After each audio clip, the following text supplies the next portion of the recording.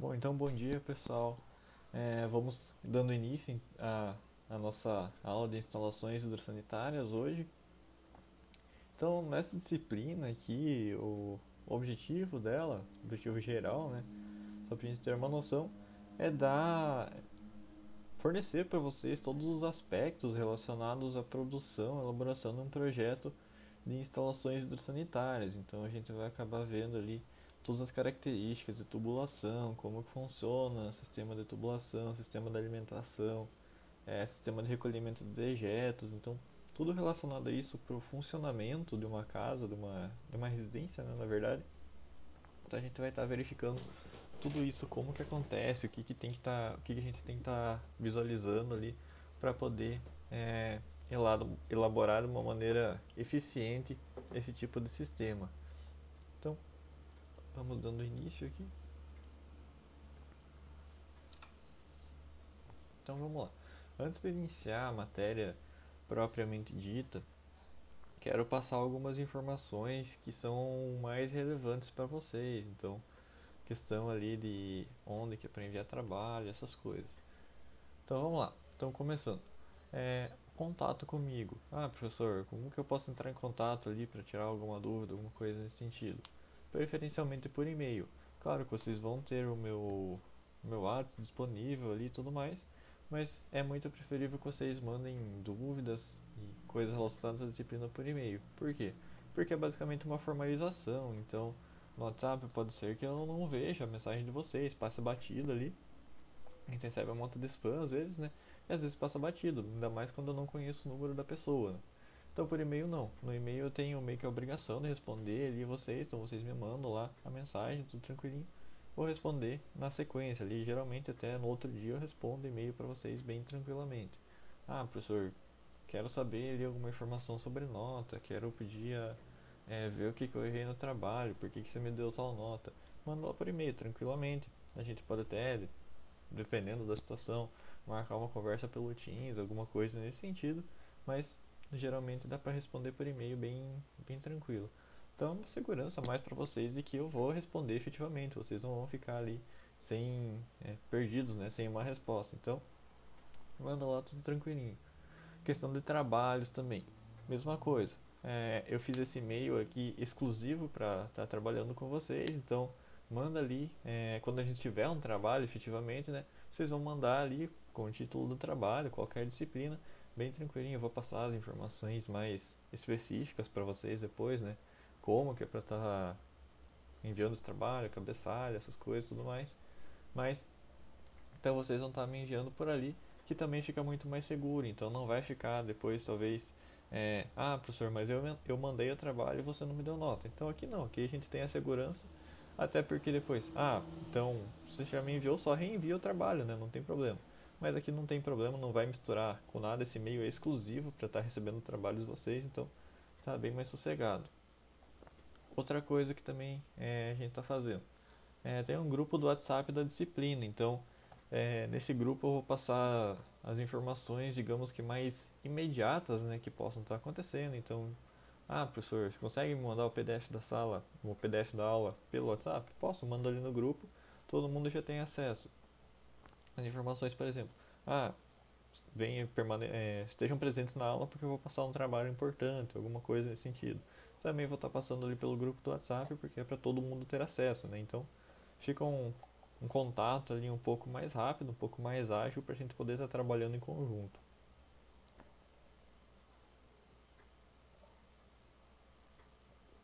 O que mais que eu tenho que passar para vocês? É... Também, quando vocês tiverem dúvidas, por exemplo, com relação à disciplina, é, ah, quando que vai acontecer tal aula, quando que é feriado, quando que não sei o que, quando que vai ter determinado evento relacionado ali com a universidade que vai estar influenciando na disciplina, talvez acabe suprimindo uma das nossas aulas. Pergunta no meu grupo, ou eu vou estar respondendo, ou até um dos outros colegas, talvez o representante de turma, alguma coisa nesse sentido pode estar sanando a dúvida de vocês. Então, é um processo ali que acaba sendo bem interessante e agiliza um pouquinho essa nossa interação, né? Então, o grupo é ideal para essas situações onde você tem uma dúvida um pouco mais geral relacionada à disciplina, ou você precisa de uma resposta um pouco mais rápida, e no e-mail ali quando você tem uma dúvida um pouco mais específica relacionado à sua disciplina, né? Não ao conteúdo da matéria como um todo. Então, fazer essa separaçãozinho, ou também não quer mandar nada no WhatsApp, manda só por e-mail, não tem problema nenhum também. Outra coisa que a gente vai estar fazendo, eu sempre gosto nas minhas disciplinas de criar uma pasta no OneDrive, e nessa pasta do OneDrive eu vou postar todas as nossas aulas em PDF, então essa aula aqui já vai estar lá na nossa pasta, inclusive já está na pasta da disciplina, para vocês poderem acessar e poderem estudar depois com mais calma, talvez para fazer uma prova, para é, depois estudar é, para fazer um serviço efetivamente, né? Ficou alguma dúvida ali, não sei como é que faz lá. Vai lá na aula, a aula é exatamente para isso, para vocês aprenderem e poderem revisar depois. Então por isso que eu acabo disponibilizando os PDFs ali para vocês terem acesso sempre que precisar. Então vocês podem baixar ali e estar utilizando quando vocês precisarem. E esse link do OneDrive, então, é esse que já está aqui nos slides. Esse linkzinho aqui. Vocês podem estar acessando ele. E também ele fica na descrição do grupo do WhatsApp. Então, por isso que é importante vocês acessarem ali o grupo do WhatsApp. Porque, eu perdi o link ali. Sei que vocês às vezes fazem várias matérias, né? E acaba confundindo o link do outro. Então, no grupo do WhatsApp, ali está o nome da disciplina. Então, vocês vão acessar lá. Instalações hidrossanitárias, tá? Instalações H, na verdade, porque não cabe o nome inteiro. Mas beleza, tá instalações H, você sabe que é o grupo dessa disciplina, então acessa ali e vai ter acesso direto ao OneDrive da disciplina. Então acaba facilitando bastante para vocês ali também essa utilização. Nessa pasta do OneDrive também eu costumo colocar os arquivos que são relevantes para a nossa matéria, então talvez uma planta baixa ali que é para vocês utilizarem para fazer os trabalhos vai estar lá, porque vocês têm um acesso muito mais rápido dessa maneira. Normas relativas a instalações hidrossanitárias. As que vocês têm disponíveis ali na biblioteca, na sua biblioteca virtual, né? Eu posso disponibilizar. As que vocês não têm, fica um pouco mais complicado. Mas de uma maneira geral, vocês têm todas disponíveis, então eu posso colocar ali e vocês também têm um acesso mais rápido. Não precisa ficar lá acessando a biblioteca, procurando a norma, baixando e tudo mais. Ali vocês têm, dá dois cliques e vai estar abrindo tranquilamente. Então, essa pasta do OneDrive tem o objetivo de facilitar para vocês ali, para vocês não ficarem se batendo depois com um monte de pasta, procurando arquivo e tudo mais. Vai estar tudo concentradinho ali, tudo que é relevante para vocês vai estar naquela pasta já de uma maneira bem mais simplificada. Então vamos lá. O que mais que a gente tem? Então aqui outras informações gerais, agora relacionadas um pouquinho à coordenação. Se alguém ficar com alguma dúvida, pode me interromper e pode perguntar, pode ficar bem à vontade. Ou pode mandar no chat também, que não tem problema nenhum. Então vamos lá. O que mais que a gente... Então a gente tem aqui as informações da coordenação. Esse semestre a coordenação optou por fazer algumas coisinhas diferentes. Então, acho que vocês já sabem, a coordenação agora ficou a cargo do professor Fabiano. Então o professor Fabiano passou aqui o contato dele, o e-mail, fabiano.luz@croton.com.br. Então, se vocês precisarem ele tirar alguma dúvida com relação à universidade propriamente dita, né, não relacionados à matéria, vocês podem ficar bem à vontade para mandar para ele. O professor Fabiano sempre responde aos e-mails que ele recebe. Às vezes ele demora um pouquinho porque ele vai respondendo em sequência, então talvez em algum dia ele teve uma grande quantidade de e-mails recebidos, ele vai ter aquele prazo ali para estar respondendo, mas ele responde uma hora ou outra para vocês. Então podem ficar bem sossegados quanto a isso. Questão de disciplinas ali e tudo mais, podem mandar tudo para ele que ele vai acabar resolvendo para vocês. Outra coisa que o professor Fabiano implantou nesse semestre foi a agenda virtual do coordenador. Então isso é bem interessante para vocês, porque, por exemplo, eu preciso resolver ali é, um problema relativo à universidade, só que eu não quero mandar por e-mail, eu preciso resolver de uma maneira mais rápida, ali, mais pontualmente, né? Então você pode acessar esse link aqui, em agenda virtual, esse linkzinho que está aqui em azul para vocês. Vocês podem acessar esse link e lá vocês vão ter disponível todos os horários que o professor Fabiano liberou para agendamento de reuniões. Então você pode ali agendar um horário para vocês. E se eu não me engano, são intervalos de 12 ou 15 minutos, alguma coisa assim. e vocês podem estar conversando com ele, tirando as suas dúvidas, pedindo para ele resolver alguma coisa para vocês. Então eu acho que acaba facilitando bastante ali, vocês não precisam ficar em uma fila, não precisam ficar esperando a responder o e-mail ali. Então, acho que vai ser bem interessante, é um processo bem legal. Vocês vão lá, vão agendar e no horário delimitado vocês vão entrar em uma reunião aqui pelo próprio pelo Teams, né?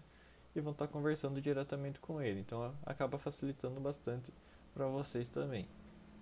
E a última informação da coordenação agora é que também foi criado um canal do Telegram. Então o Telegram, para quem não conhece, é um aplicativo ali bem parecido com o WhatsApp para trocar mensagens e tudo mais. Só que ele tem algumas atribuições um pouquinho diferentes. Então ele permite, por exemplo, criar grupos com muito mais pessoas que o WhatsApp permite. Então, por exemplo, é interessante do ponto de vista universitário, porque o professor pode colocar todos os alunos lá e passar informações gerais. Então, por exemplo, hoje não vai ter aula por determinado motivo, ou prestem atenção porque vai acontecer determinado evento. Então ele manda tudo lá e os alunos têm acesso de uma forma bem rápida. Às vezes nem todos os alunos têm contato ali com o representante de turma, né? Então a informação acabava se perdendo um pouquinho.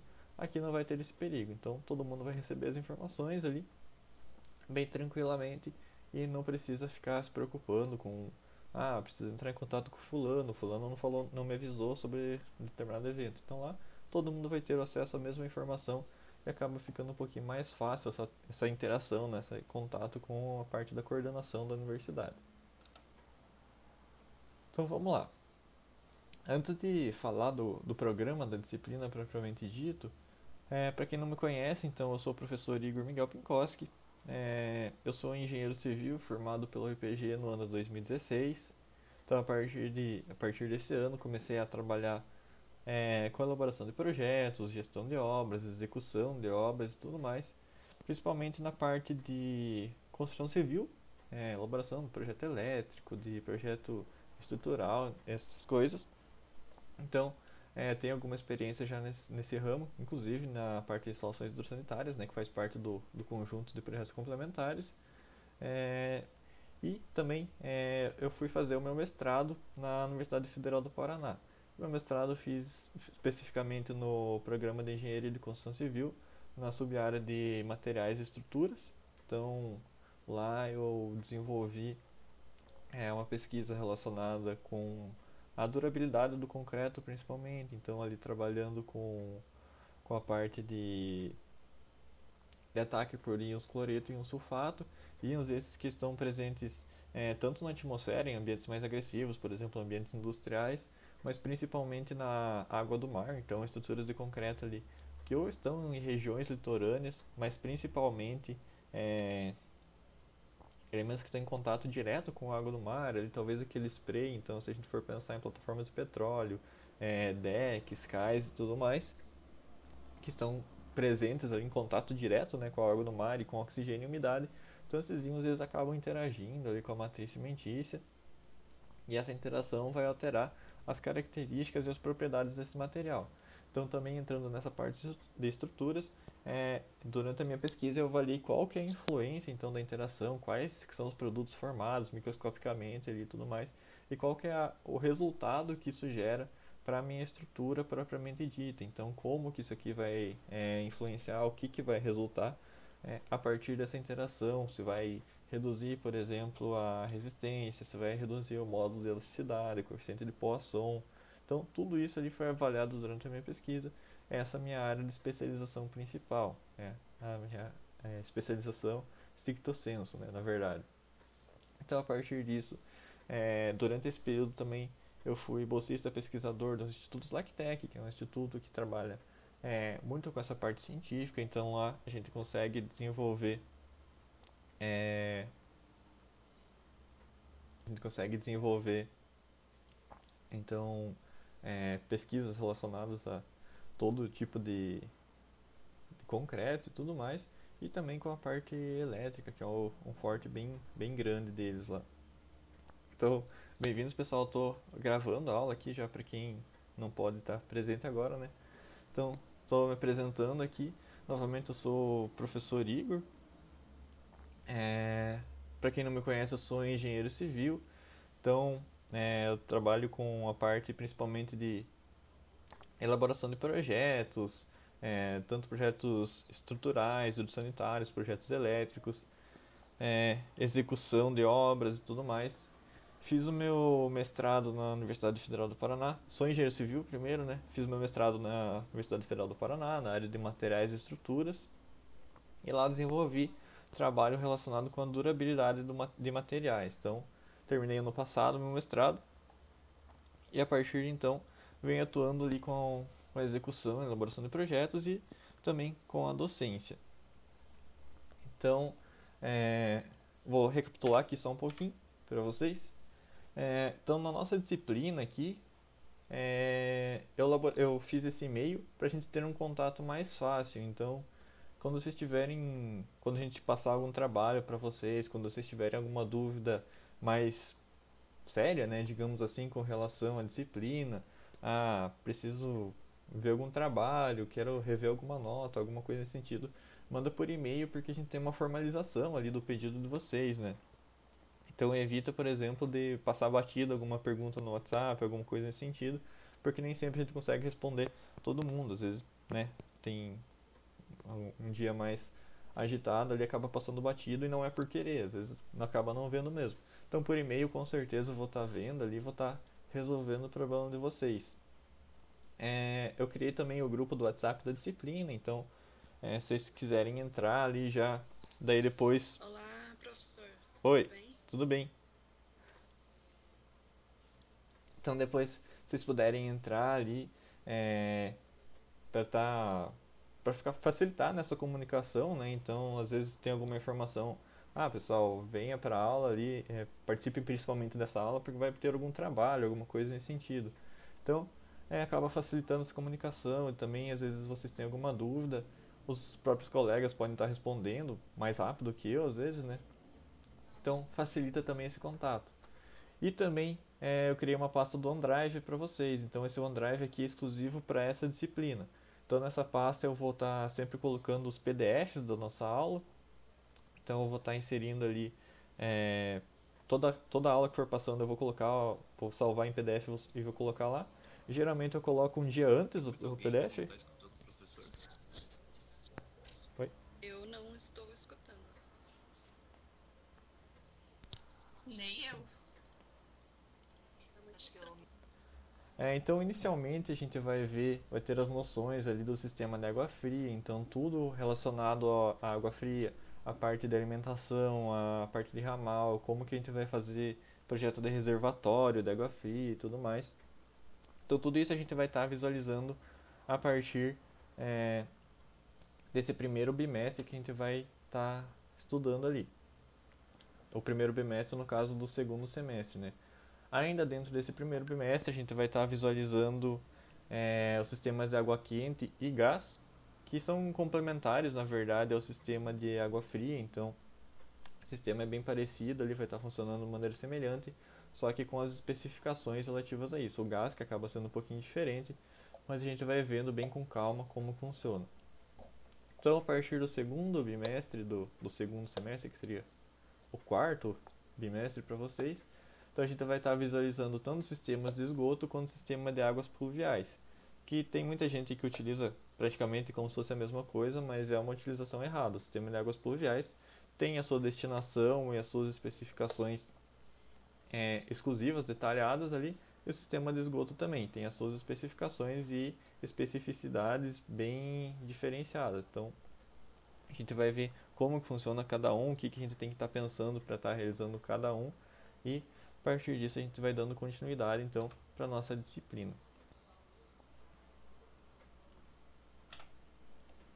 Então o sistema de avaliação aqui, eu ainda não consegui definir exatamente quais que vão ser as datas de avaliação, mas até a semana que vem eu já passo para vocês, vai ser provavelmente naquela semana de avaliação que vocês vão ter, tanto a primeira quanto a segunda. E como a nossa disciplina é uma disciplina HMI, a gente vai ter então a primeira avaliação, faltou aqui, valendo 1.000 pontos, e a segunda avaliação valendo 4.000 pontos. Isso vai ser, acho que, um panorama geral para vocês. E além disso, a gente vai ter de atividades de sala de aula também no primeiro bimestre 1.000 pontos e no segundo bimestre 1.500 pontos. como que vai ser a distribuição desses 1.000 pontos, desses 1.500 pontos para nossa disciplina. Então vai estar relacionado com a elaboração de trabalhos e tarefas. Como que eu divido trabalhos e tarefas, então? As tarefas que eu falo são atividades que geralmente eu vou passar na própria aula para serem entregues em 24 horas.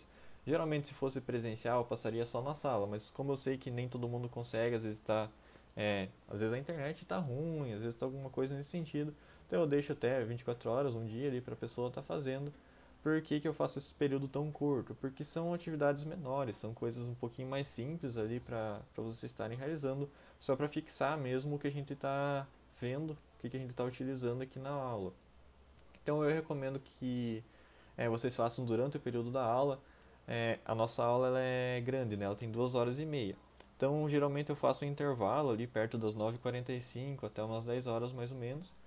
E a partir dessa segunda parte da aula, depois das 10 horas, eu termino o conteúdo que a gente tem e deixo para vocês ali uns 20 minutos, meia hora para estar fazendo essas tarefas. Então, é melhor que vocês, eu pelo menos acho melhor que vocês façam ali, porque depois vocês já estão livres, já estão com a nota garantida, não precisa ficar se preocupando, depois correndo atrás de atividade. E tem também os trabalhos, que geralmente esses são um pouquinho mais pesados, né? São os trabalhos convencionais aí, que a gente vai, eu geralmente dou ou uma semana ou 2 semanas para vocês estarem fazendo. Eles valem mais também relativo à complexidade com que eles vão tendo. Então, geralmente eu vou passar ali para vocês a parte de projeto propriamente dita. Essa parte de projeto, eu sei que nem todo mundo às vezes tem um computador super bom, mas essa parte de projeto, principalmente aqui em instalações sanitárias, vocês conseguem fazer tanto à mão, utilizando um isométrico ali tranquilamente, ou quem tiver também pode fazer no AutoCAD sem problema nenhum. Então, vou deixar bem livre isso para vocês. Vou passando mais detalhes, né, quando chegar a hora de fazer algum trabalho propriamente dito, mas vai ser mais ou menos nesse aspecto. Então, só para vocês estarem a par de como que vai estar funcionando o nosso sistema e como que vai funcionar as notas também. E também para dar um incentivo para vocês fazerem os estudos dirigidos online de vocês, o ED que vocês têm online. Então vai ser atribuído o valor de 100 pontos para quem fizer 100 pontos nas avaliações. Então, 100 pontos extras ali nas avaliações para quem fizer todas as atividades do ED até o dia 18 de setembro. Então, é legal vocês fazerem ali. 100 pontos ajuda, então é sempre bom, né? Um pouquinho de pontos a mais para vocês estarem fazendo um negócio ali que vai auxiliar vocês também. O ED tem algumas atividades bem interessantes para vocês estarem fazendo que vai contribuir para a formação de vocês também. Professor, Oi. eu não faço ED, eu eliminei eles. Como é que eu poderia fazer? Você eliminou, você já fez todos ou você não tem ED? Já é porque eu tenho uma faculdade anterior aí, foi considerado a carga horária, foi eliminado junto. Uhum. Bom, eu vou ver então com a coordenação como que faz no teu caso, né? Daí eu te passo na próxima aula, então, a informação ali. Professor, Oi. os EDs até o dia 18 de setembro, relativos ao primeiro bimestre, não é isso? Ou Isso. todos os EDs de todas as unidades? É, a princípio de todas as unidades. É, eu realmente não sei essa informação, mas eu acho que é de todas as unidades. Mas eu vou ver também bem certinho e passo para vocês. Essa informação é nova pra gente, mas daí eu faço um slide bem certinho, falando isso, né, pra ficar mais formalizado ali pra vocês também. Mas eu vou ver essas dúvidas, então já tô até anotando aqui pra tirar ali pra vocês. Eu acho que não é de todas as unidades, professor, porque eu entrei lá para fazer e ele só tá liberado a primeira unidade de cada matéria. Não, beleza, então. Eu vou ver bem certinho, daí eu passo pra vocês. Então, se vocês quiserem, por exemplo, ir fazendo da primeira unidade, ele já agiliza de qualquer forma também, né? Mas a gente vai conversando bem certinho. Então vamos lá. Aqui está uma bibliografia básica da disciplina. Então, esses livros vocês têm na biblioteca virtual de vocês lá. Facilita bastante, né, o acesso ali. Então, quem quiser complementar as informações, claro que o livro de vocês traz bastante informações legais ali relativas a disciplinas legais, não suficientes, na verdade, né? mas sempre que surge alguma dúvida, por exemplo, eu recomendo principalmente esse livro aqui do Conterato, que ele tem é, muitas informações a mais ali que acabam tirando muitas dúvidas, principalmente quando vocês forem já estar realizando projetos propriamente ditos. Então é bem bacana vocês terem ele ali, vocês podem aproveitar o acesso da biblioteca virtual de vocês para ter esse livro à sua disposição. Então é bem legal, vocês podem estar utilizando ele como complemento. Então vamos lá, começando a nossa primeira aula propriamente dita, né? A gente vai ver hoje a questão da alimentação em ramal. Se sobrar bastante tempo, a gente vai entrar ainda um pouquinho na segunda aula, até porque essa primeira aula é bastante curta, então a gente consegue avançar mais nela, para estar verificando então o que vai estar acontecendo com questão de reservatórios de água fria. A gente já consegue entrar um pouquinho neles, que na verdade é só a continuidade dessa primeira aula. Então vamos lá. O abastecimento de água, na verdade, ele faz parte de todo o desenvolvimento de uma cidade. Então, ao longo de todo o processo evolutivo não só da vida humana, mas de toda a questão de vida, né, sempre está vinculado com a água. Então, desde os animais, sempre os grupos acabam se formando ali perto de riachos, lagos e tudo mais, e não foi diferente com os humanos. Então, sempre que os humanos precisaram se aglomerar de alguma forma ou de outra, formando inicialmente os nomos, né, depois as cidades e tudo mais, sempre optou-se por fazer isso perto da água. Um grande exemplo disso é a região do Egito, né, onde lá, embora tivesse desertos nos arredores, surgiram grandes cidades, relativamente grandes ali, principalmente quando a gente pensa na época em que foram construídas, né, até 2000 anos antes de Cristo ali. Então cidades bastante evoluídas, bastante desenvolvidas, e isso aconteceu graças à utilização, ao conhecimento que eles foram adquirindo com relação à utilização da água, né? Então a questão das cheias, a questão das secas que aconteciam em determinados períodos do ano, permitiu esse desenvolvimento bastante expressivo daquelas cidades e também de outras cidades nos arredores e em outras regiões do mundo. A maioria dessas cidades, quando não tinha água em abundância, como por exemplo era no Brasil aqui, né? Então, quando a gente pensa nos indígenas da Amazônia, por exemplo, eles já buscavam se estabelecer perto de riachos, mas eles não tinham essa necessidade tão grande, porque a abundância de água aqui no Brasil, por exemplo, é muito grande. Então, não precisava ficar à beira-rio, porque ele andava 2 km para um lado e 2 km para o outro, tinha rio dos dois lados. Então, para ele era muito fácil esse acesso à água ali, para ele estar utilizando para suas diversas atividades. Principalmente depois que surgiu o cozimento de alimentos, então a água acabou se tornando mais essencial ainda. Então é um recurso que a gente sempre tem que prestar muita atenção, principalmente quando a gente pensa no desenvolvimento da sociedade em si. Então outro aspecto bem interessante que a gente pode observar ao longo da história da própria utilização da água é o que foi desenvolvido pelos romanos, principalmente durante a época do Império Romano, que são os aquedutos. Então os aquedutos são elementos muito importantes ali porque eles possibilitaram as cidades estar se desenvolvendo mesmo longe de rios. Então isso trazia muitas vantagens para eles, por exemplo, vantagem bélica. Ao eles fazerem a cidade, por exemplo, no topo de uma montanha, que não necessariamente é perto do rio, ou em pontos estratégicos ali de bloqueio de passagem, por exemplo, de tropas inimigas, alguma coisa nesse sentido, é, essa vantagem acabava sendo. Eles tinham muita vantagem porque eles conseguiam, por exemplo, desde visualizar umas tropas inimigas longe ou bloquear efetivamente essa passagem, né, de inimigos que antes passavam despercebidos. Então isso foi possível graças à produção desses aquedutos, que nada mais são do que condutores de água até a cidade, até a parte central da cidade. Então eles tinham pontos de coleta de água, geralmente esses pontos de coleta ou estavam relacionados com uma nascente que ficava ali.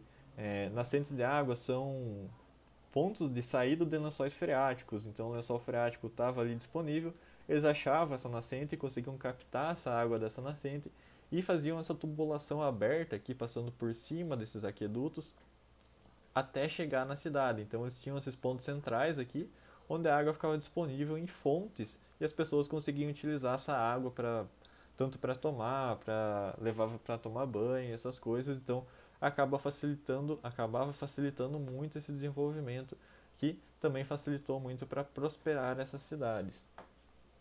Eu vou tentar passar esse videozinho aqui para vocês. Eu acho que não vou conseguir porque agora eu estou projetando a tela do PowerPoint, mas vamos lá. Deixa eu tentar abrir.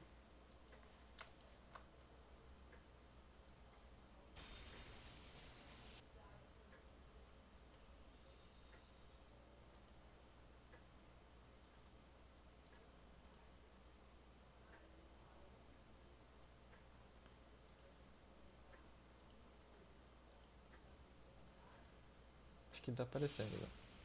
Não precisa do som, mas só para mostrar para vocês como que era então utilizado.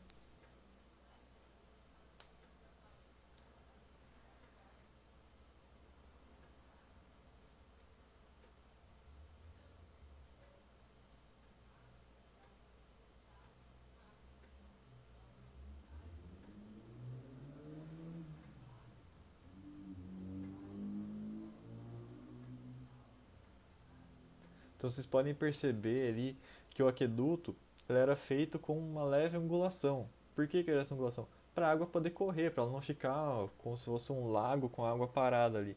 Então, isso também foi pensado, então eles tinham que buscar uma fonte de água que tivesse uma inclinação relativa.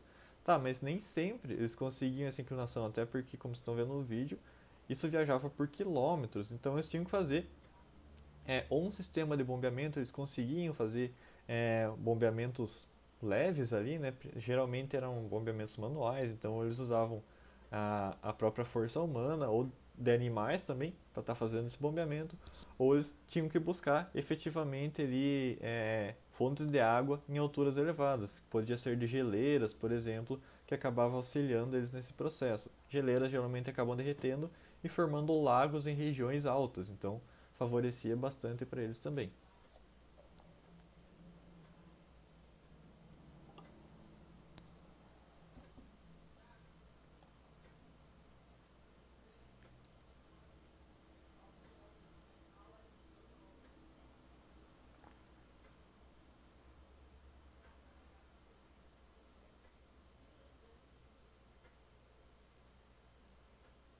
Então vocês estão vendo ali que o aqueduto, tá, professor, mas por que você está mostrando um aqueduto para a gente?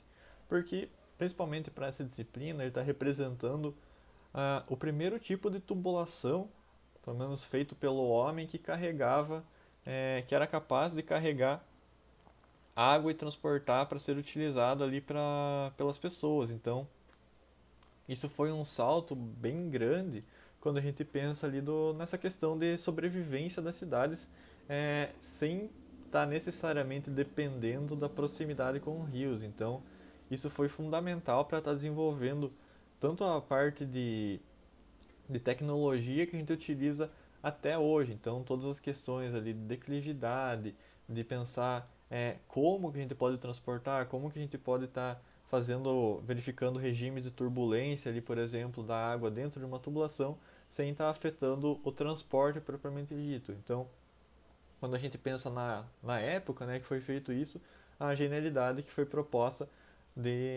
na elaboração de um aqueduto. Além de que, quando a gente pensa também do ponto de vista estrutural aqui já, a elaboração de arcos aqui para estar fazendo essa estrutura também representou uma grande evolução. A utilização de arcos como sistema geométrico, ela possibilita ali a ausência de concentração de forças em um ponto específico. Então, também foi um avanço bem significativo nesse aspecto. Outra coisa também que os arcos possibilitaram, por exemplo, é que na imagem. Então, se fosse uma superfície reta aqui, eu teria uma altura útil bem menor. Então, um barquinho aqui talvez já começasse a enroscar. Com o arco não, eu tenho uma altura útil muito maior e um barco consegue passar livremente aqui embaixo. Mesma coisa uma carroça, por exemplo, passando aqui por baixo. Vamos supor se tivesse uma estradinha ali. Então isso também facilitava bastante esse transporte. A questão do arco ali ajudou muito o desenvolvimento. Então vamos lá. toda essa questão do abastecimento de água. O que a gente tem que estar pensando? Por que o projeto de abastecimento de água acaba sendo relevante nesse sentido? O projeto de abastecimento de água ele é legal, principalmente quando a gente pensa ali na questão de otimização de processos. Então, como assim otimização de processos? Quando a gente pensa, instalação hidrossanitária, não é só colocar um monte de cano ali na água e vai estar funcionando? De uma certa forma não está errado. Eu posso colocar ali um monte de tubulação dentro de uma parede, um monte de curva, um monte de qualquer coisa que vocês forem pensar ali e vai funcionar. Desde que eu tenha pressão suficiente vai funcionar. Só que a gente começa a ter limitações, por exemplo. Não necessariamente você vai ter pressão suficiente, mesmo vindo da rede pública ali, né? Então, vindo no nosso caso aqui da Sanepar, a gente tem uma limitação de pressão que talvez não seja suficiente para suprir todas aquelas curvas que você está colocando na parede até chegar na sua destinação final. Por exemplo, uma descarga, um chuveiro elétrico propriamente dito. Então, tudo isso vai estar relacionado também. A gente sempre está pensando no tipo de fornecimento, se vai ser um fornecimento direto da rede pública, se eu vou estar utilizando caixa d'água, como que vai estar sendo feito esse processo. Então, a otimização faz muito parte disso. Não só para atender a essas necessidades, por exemplo, a falta de pressão, na verdade, a gente tem que fornecer a pressão adequada, né? Mas também a questão ali de economia. Como assim economia? Se eu for utilizar, por exemplo, um monte de curvas, joelhos em uma casa, isso vai agregando valor. Quando a gente compara o valor, por exemplo, de um cano reto com um cano com as curvas, né, os elementos ali que a gente pode estar utilizando, tem uma grande variação de preço. Por exemplo, um cano ali você vai pagar nem R$ 2 o metro, uma curva pode chegar a 14, R$ 15. Então isso tudo vai agregando valor que se você for utilizando de uma maneira desenfreada vai acabar modificando bastante os custos da sua obra. Então também tem que ser pensado nesse aspecto, tem que pensar nessas considerações para a gente estar realizando. Então, isso tudo tem que estar pensando da maneira de otimizar o processo, tanto para facilitar o acesso da água, né, digamos assim, para a sua destinação final, quanto também para estar economizando dinheiro na hora da execução da obra. Ah, professor, mas é só o dinheiro que eu vou estar economizando? Não, eu coloquei até aqui para vocês que tem a questão do tempo também. Então, quando você manda ali um projeto para ser executado, e o projeto é uma loucura, ali, cheio de curvas, cheio de cantoneiras, cheio de T, isso também vai estar agregando uma questão de tempo para ser executado. Então, acaba sendo mais complexo e também vai demandar mais tempo da sua equipe para estar fazendo aquilo ali. E como está demandando mais tempo da sua equipe ali, também vai estar influenciando na questão do dinheiro. Você tem que pagar por um período maior de tempo aquela execução. Então, também está relacionado com isso. Utilização dos materiais corretos. Então, quando a gente trabalha com abastecimento de água e também com a parte hidrossanitária, a gente tem diversos materiais que a gente pode estar utilizando. Tem, por exemplo, o PVC, a gente tem materiais metálicos que a gente pode estar empregando. Então, tudo isso a gente pode estar pensando ali qual que é o melhor material para eu estar utilizando nessa situação. O que vai ser melhor? Eu preciso me preocupar, por exemplo, com a questão de corrosão? Não preciso me preocupar com a corrosão? Então, tudo isso tem que estar pensando. Como assim corrosão, professor? Quando a gente pensa em materiais como, por exemplo, materiais metálicos, né, invariavelmente eles sofrem algum tipo de corrosão. Então, pode ser uma corrosão mais agressiva, um pouco menos agressiva, dependendo do tipo de material e do teor do material que eu vou estar utilizando, mas de alguma forma ou de outra, isso ainda pode estar acontecendo. Por exemplo, o PVC já não tem esse problema. O PVC dificilmente ele vai acabar corroendo. Por quê? Porque ele não tem parte metálica. Então ele não está sofrendo ação ali de processos de oxidação e tudo mais. Então também pode ser desvantajoso. Claro que o PVC tem outras desvantagens que a gente vai ver mais pra frente, mas então a gente sempre pode estar fazendo essa correlação para ver qual que é o material ideal que eu vou estar utilizando. Dificilmente vocês vão me ver falando, um material é melhor do que o outro. Existem usos adequados para cada tipo de material, e é isso que vocês têm que ter em mente, é isso que vocês têm que pensar quando forem propor a utilização de um certo material. Aqui agora extrapolando já a parte da disciplina de hidros sanitários, mas de uma maneira geral, por exemplo, desde o revestimento de uma parede. Esse aqui é o melhor material que existe. Quem que disse? Para que situação que aquele é o melhor material que existe? Talvez para essa situação pontual ele realmente seja o melhor material que está disponível para você estar utilizando. Mas talvez uma outra situação um pouquinho diferente ele já não seja o material ideal. Então tudo isso a gente sempre tem que estar pesando, principalmente aqui na parte de construção civil, o que é o melhor, o que é melhor para a minha situação. Eu prefiro que ele seja melhor de uma maneira geral, ou eu sei que o uso dessa peça vai ser um uso extremamente específico, e isso aqui já vai estar sendo atendido para mim. Então tudo isso tem que estar sendo questionado, tem que estar sendo levantado ali quando a gente for tentar produzir a melhor opção possível para o nosso cliente. Afinal, é ele que está contratando a gente, é ele que está pagando efetivamente, né, pelo projeto. Não só a questão financeira, mas a gente tem que entregar um produto que seja de qualidade. Quando a gente pensa, por exemplo, numa edificação, a gente não pode pensar simplesmente num projeto, numa construção qualquer. A gente sempre tem que estar atento, porque muitas vezes aquilo ali é talvez a economia da vida da pessoa. Talvez para muitas pessoas é o sonho da construção da casa própria. Ela quer que seja tudo na medida do possível, dentro do orçamento, claro, mas o melhor possível, a melhor qualidade de material possível. Então a gente tem que estar sempre pensando, dando esse carinho, na verdade, para quem está contratando o nosso projeto ou contratando a execução propriamente dita. Então, eu considero pelo menos bem importante essa atenção para ser dada aos projetos que a gente vai estar executando.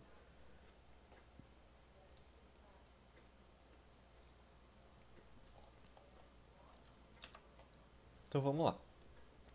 Aqui eu trouxe um esqueminha para vocês de como funciona, de uma maneira geral, o sistema de abastecimento de água, tanto no Brasil quanto no mundo inteiro. Então, isso é uma coisa que a gente tem em comum com praticamente todos os outros países do mundo, que a gente está utilizando um mesmo sistema, um sistema muito parecido para todas as regiões. Então, embora a gente tenha ali algumas discrepâncias, como por exemplo a pressão de fornecimento, o tipo de utilização que a gente vai dar, de uma maneira geral é muito semelhante. Então, o que vai estar acontecendo? Como funciona inicialmente? Então, a gente vai ter lá a parte de captação de água. Essa captação de água, ela geralmente fica a cargo das próprias empresas de fornecimento. Então, aqui no nosso caso, seria a própria Sanepar. Então, a Sanepar que vai lá, vai fazer toda a questão de coleta de água de rios, lagos ou de outros sistemas de abastecimento, vai fazer então um tratamento inicial dessa água. Como que é o tratamento inicial? Então, vai passar pela ETA, né, Estação de Tratamento de Água, onde vai passar por diversos processos de filtração, coagulação, floculação e tudo mais. Vai então passar por processos de extração com carbono, tudo isso. Então são vários processos que vão ser ali. Fluoretação também hoje em dia é colocado, antes não era, mas agora é colocado flúor na água para promover a limpeza dos dentes. Então, tudo isso é responsabilidade da Sanepar, é por isso que a gente paga ali a água, por isso que tem aquele valor agregado e também valor de manutenção, né? Então, tudo isso ali é a cargo da Sanepar. A Sanepar tem a obrigação de entregar para a gente a água já própria para consumo, né? Às vezes aparece ali uma água meio esbranquiçada, meio amarronzada também, dependendo da tubulação, mas de uma certa forma ela é própria para consumo. Então isso tudo vai ser a cargo da própria empresa de fornecimento que a gente vai considerar a nossa fonte. Então a partir da fonte, a partir ali da saída da estação de tratamento de água, vai passar por toda a tubulação que faz parte da infraestrutura de transporte de água até as nossas residências. Então passa geralmente ali por baixo de calçados, por baixo de ruas, né? Atravessa a rua, quando a gente vê aqueles rasgos no asfalto são da Sanepar, a gente fica bem feliz, né? Quando dá aquela pancada no carro. Mas de maneira geral é isso que vai acontecendo. Então é tudo a cargo da empresa. O que a gente precisa é que essa empresa ela entregue para a gente um ramal de alimentação. Esse ramal de alimentação vai estar disponível ali para nossa casa. Então quando a gente está fazendo a construção, a gente vai lá solicitar, a gente vai informar a Sanepar, por exemplo, ó, estou fazendo uma construção numa residência aqui, vou precisar alimentar essa residência tanto com água quanto vou precisar de uma saída para o meu sistema de esgoto. Então, tudo isso tem que ser pensado enquanto vocês estão fazendo um projeto ali um projeto hidrossanitário. Inclusive, eu tive um colega que foi fazer um projeto de residência, não cuidou dessa parte ali, e a casa que ele construiu ficou sem o sistema de esgoto. Então, porque a Sanepar não foi informada disso, e depois ele já estava tentando utilizar a casa, o esgoto não funcionava, ele descobriu que estava tampado, porque quem construiu a casa para ele não fez essa solicitação para a Sanepar e o esgoto dele ficou parado. Daí, geralmente a Sanepar demora um pouquinho para responder essa solicitação, então ele vai ficar ali uns 2 meses sem esgoto na casa. É uma situação bem complicadinha, tem que estar pensando nisso quando a gente for construir. Vocês, principalmente como responsáveis técnicos, né, vocês têm que voltar naquela situação de entregar a melhor coisa possível para o cliente de vocês. Então, sempre tem que estar atento nessas situações. Então, beleza. Eu fiz tudo certinho, eu solicitei ali o ramal de alimentação para a Sanepar. Agora, o que eu preciso fazer? Então, aqui a gente vai entrar em um sistema um pouquinho diferente. A gente tem algumas opções que podem ser adotadas pela gente para estar realizando essas atividades. Então, o que vai estar acontecendo agora? Eu vou mostrar já daqui a pouquinho para vocês os tipos de alimentação que a gente pode estar fazendo para uma casa. Mas então a gente pode estar abastecendo essa casa de uma maneira direta, com o suprimento ali de água. Por exemplo, a água que vem ali da rede da Sanepar, eu vou levar essa água diretamente para a torneira da cozinha, por exemplo. Isso se chama alimentação direta, então não está passando por caixa d'água nem nada. Geralmente nas casas um pouco mais antigas, existe uma alimentação mista. Então eu tenho essa alimentação que vem direto da rede da empresa, né, e passa direto para algumas torneiras específicas, e eu tenho também a outra parte que passa pela caixa d'água. Então eu vou lá, alimento a minha caixa d'água com essa água que está vindo diretamente da rede da concessionária, e a partir disso a caixa d'água que vai transportar, que vai alimentar todo o resto da minha casa. Então esse seria outro tipo de alimentação que a gente pode estar utilizando, que é o sistema mais comum e acaba sendo um pouco mais seguro, até para evitar, por exemplo, situações de falta de água, alguma coisa nesse sentido, que podem vir a acontecer de uma maneira geral. Então tudo isso a gente pode estar verificando quais que são esses tipos de sistema. Então a partir disso, beleza, eu consegui alimentar já, eu tenho um suprimento de água, tanto água fria quanto água quente, nesse caso eu não estou especificando qual que é, mas eu tenho então esse suprimento de água. O que eu vou fazer agora? Eu preciso transportar essa água para o meu sistema, para o meu equipamento sanitário. Então, como assim? Toda a parte de torneiras, vaso sanitário, chuveiro e tudo mais, eu preciso fazer com que a água chegue nesses locais. Então, beleza, eu tenho acesso de água para minha casa, agora eu preciso pensar na distribuição propriamente dita. Aí que vai entrar mais especificamente o nosso serviço, né? Então a gente tem que estar pensando ali como que eu vou estar realizando isso, quais que são as curvas que eu vou estar utilizando, qual que é o melhor caminho possível, onde que eu posso diminuir um caminho para estar melhorando a qualidade, diminuindo a perda de pressão, por exemplo, evitando a formação de bolhas dentro dessa tubulação, para não ter problemas durante a utilização específica desse sistema. Então, tudo isso eu vou estar pensando da melhor maneira possível. E depois disso, depois de utilizada ali a nossa água, né, eu tenho que pensar também como que eu vou dispor essa água, o que eu posso estar fazendo ali para me livrar dessa água basicamente. Então a gente vai, utiliza, suja a água de uma maneira geral e a gente precisa jogar fora essa água para a concessionária novamente. Aí que vai entrar o nosso sistema de coleta de esgotos. Então o esgoto serve exatamente para isso, para pegar a água suja com dejetos e tudo mais e jogar de volta para a concessionária para ela se virar agora. Então, a partir disso a gente joga para a concessionária, ela vai levar lá para a estação de tratamento de esgoto, vai fazer todo o tratamento e vai liberar novamente essa água que não está mais tão suja agora para os rios, para a destinação correta. Professor, a água que eles liberam é 100% limpinha, eu posso ir lá e tomar? Não, você não pode. Quando a Sanepar trabalha com a estação de tratamento de esgoto, não só a Sanepar agora, eu estou citando só o nosso exemplo mais próximo, né? Mas então, quando essas empresas elas trabalham com tratamento de esgoto, elas não precisam estar trabalhando especificamente com água, elas não precisam estar liberando água já 100% limpinha. Por quê? Porque tem todo o coeficiente de difusão em um rio, por exemplo. Então o rio ele está sempre correndo, a água está ali trabalhando a todo vapor, né? Ela está sendo transportada de um lugar para o outro. Então é utilizado, essa água ela é utilizada, essa cotação, esse transporte de água, esse transporte turbulento de água, ele é utilizado para estar dispersando o que ficou de sujeira naquela água. Então ela não é 100% limpinha, eu não posso pôr a boca lá e tomar aquela água.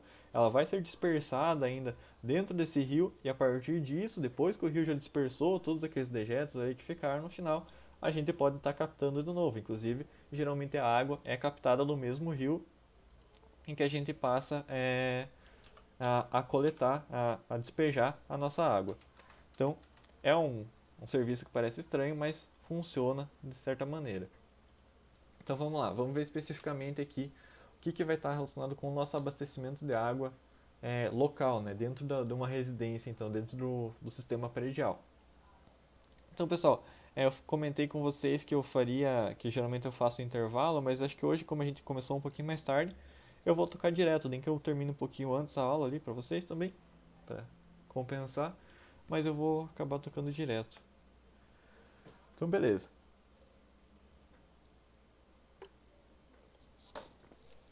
Então, de uma maneira geral, principalmente agora a gente tratando com o sistema predial, predial que eu falo não necessariamente é um edifício, mas o sistema predial pode ser até uma residência convencional ali.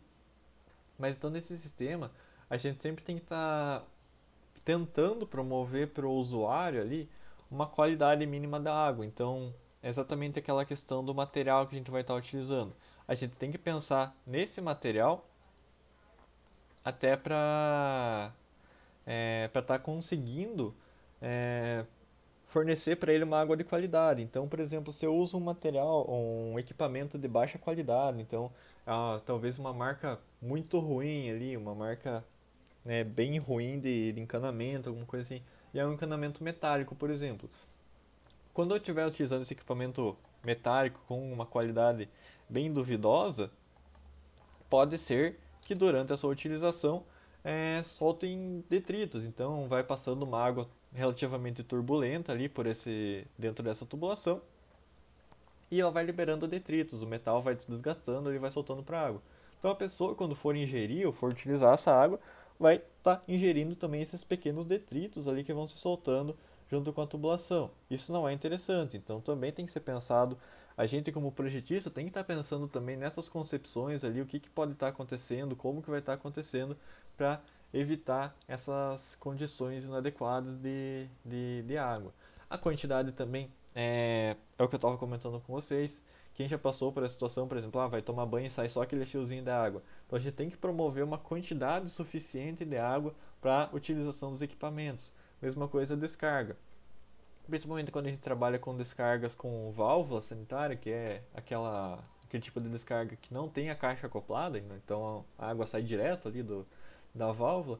Se for uma quantidade muito pequena de água, não vai ser suficiente, talvez, para estar fazendo a descarga completa dos dejetos. Então também, uma situação bem complicada, tem que estar pensando no fornecimento adequado da quantidade de água.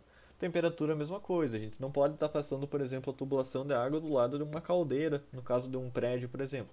Vai estar aquecendo a água que talvez não seja tão interessante quando a gente for utilizar, por exemplo, quer tomar uma aguinha gelada ali, a torneira está sendo quente, então não é tão legal. A gente sempre tem que pensar nas condições, inclusive de temperatura de utilização.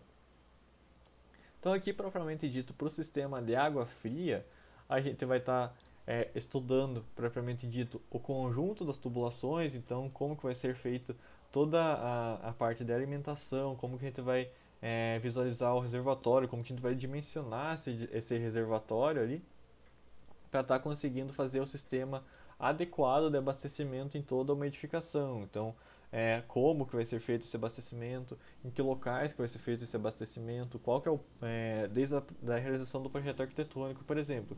Quando a gente está pensando ali na distribuição dos cômodos, vamos pensar agora em um edifício ali que tem, por exemplo, 2 apartamentos por andar. Será que não é mais conveniente eu pensar em fazer, por exemplo, os banheiros e a cozinha dos 2 apartamentos o mais perto possível para estar aproveitando essa caída da caixa d'água que vai estar em cima do prédio ali? Será que não é mais legal pensar nesse sentido para estar evitando a distribuição da tubulação passando por todo o apartamento, concentrar ela em um local só? Então tudo isso também pode ser pensado, geralmente é pensado, né? Por isso que a gente sempre tem que estar atento a essas condições, tem que estar tentando permanecer o máximo possível com a racionalização dos nossos processos. Então, para isso, para a elaboração dos nossos sistemas de água fria, a gente tem a NBR 5626. É uma NBR relativamente antiga, ela é de 98, Mas aí, a partir de então ela não passou por nenhuma atualização muito grande, só coisas pontuais. Então essa norma que ela rege a, a elaboração dos projetos de água fria até hoje. Então vamos ver o que ela está falando para a gente.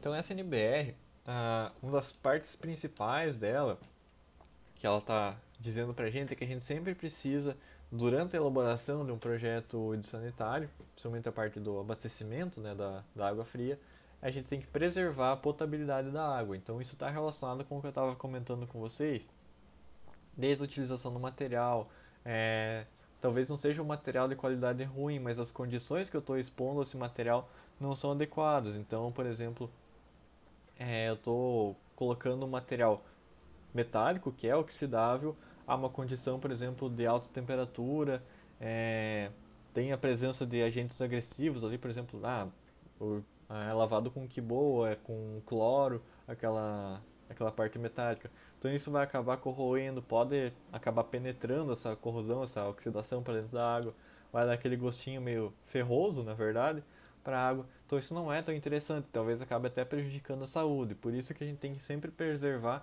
da melhor maneira possível a potabilidade da água. A gente sempre tem que estar pensando nisso para a elaboração dos nossos projetos. A gente tem que também estar pensando, principalmente aqui agora na questão de edificações, de edifícios, né, propriamente ditos. Então a gente sempre tem que tentar fornecer com a quantidade mais estável possível. Então, como assim a quantidade mais estável possível de água? Para não faltar água por longos períodos de tempo. Óbvio que às vezes acontecem situações extraordinárias, então, por exemplo, tá faltando água ali durante 3, 4 dias. A gente não necessariamente vai conseguir suprir toda essa necessidade de água, talvez as caixas d'água nem sejam suficientes para isso. Ou se a gente for dimensionar uma caixa d'água que fosse suficiente para aguentar uma semana sem água, por exemplo, teria que fazer uma super estrutura lá só para suportar essa caixa d'água, que não vai ser tão interessante. Por isso que a norma ali, ela vai estabelecer qual que é o período mínimo que a gente tem que estar fornecendo água, qual que é o período mínimo que a caixa d'água tem que ter água para conseguir fornecer para a gente. Então, a gente também tem que promover a economia de água e energia. Tá, professor, mas a gente está trabalhando com instalações hidrossanitárias, por que você está falando de energia?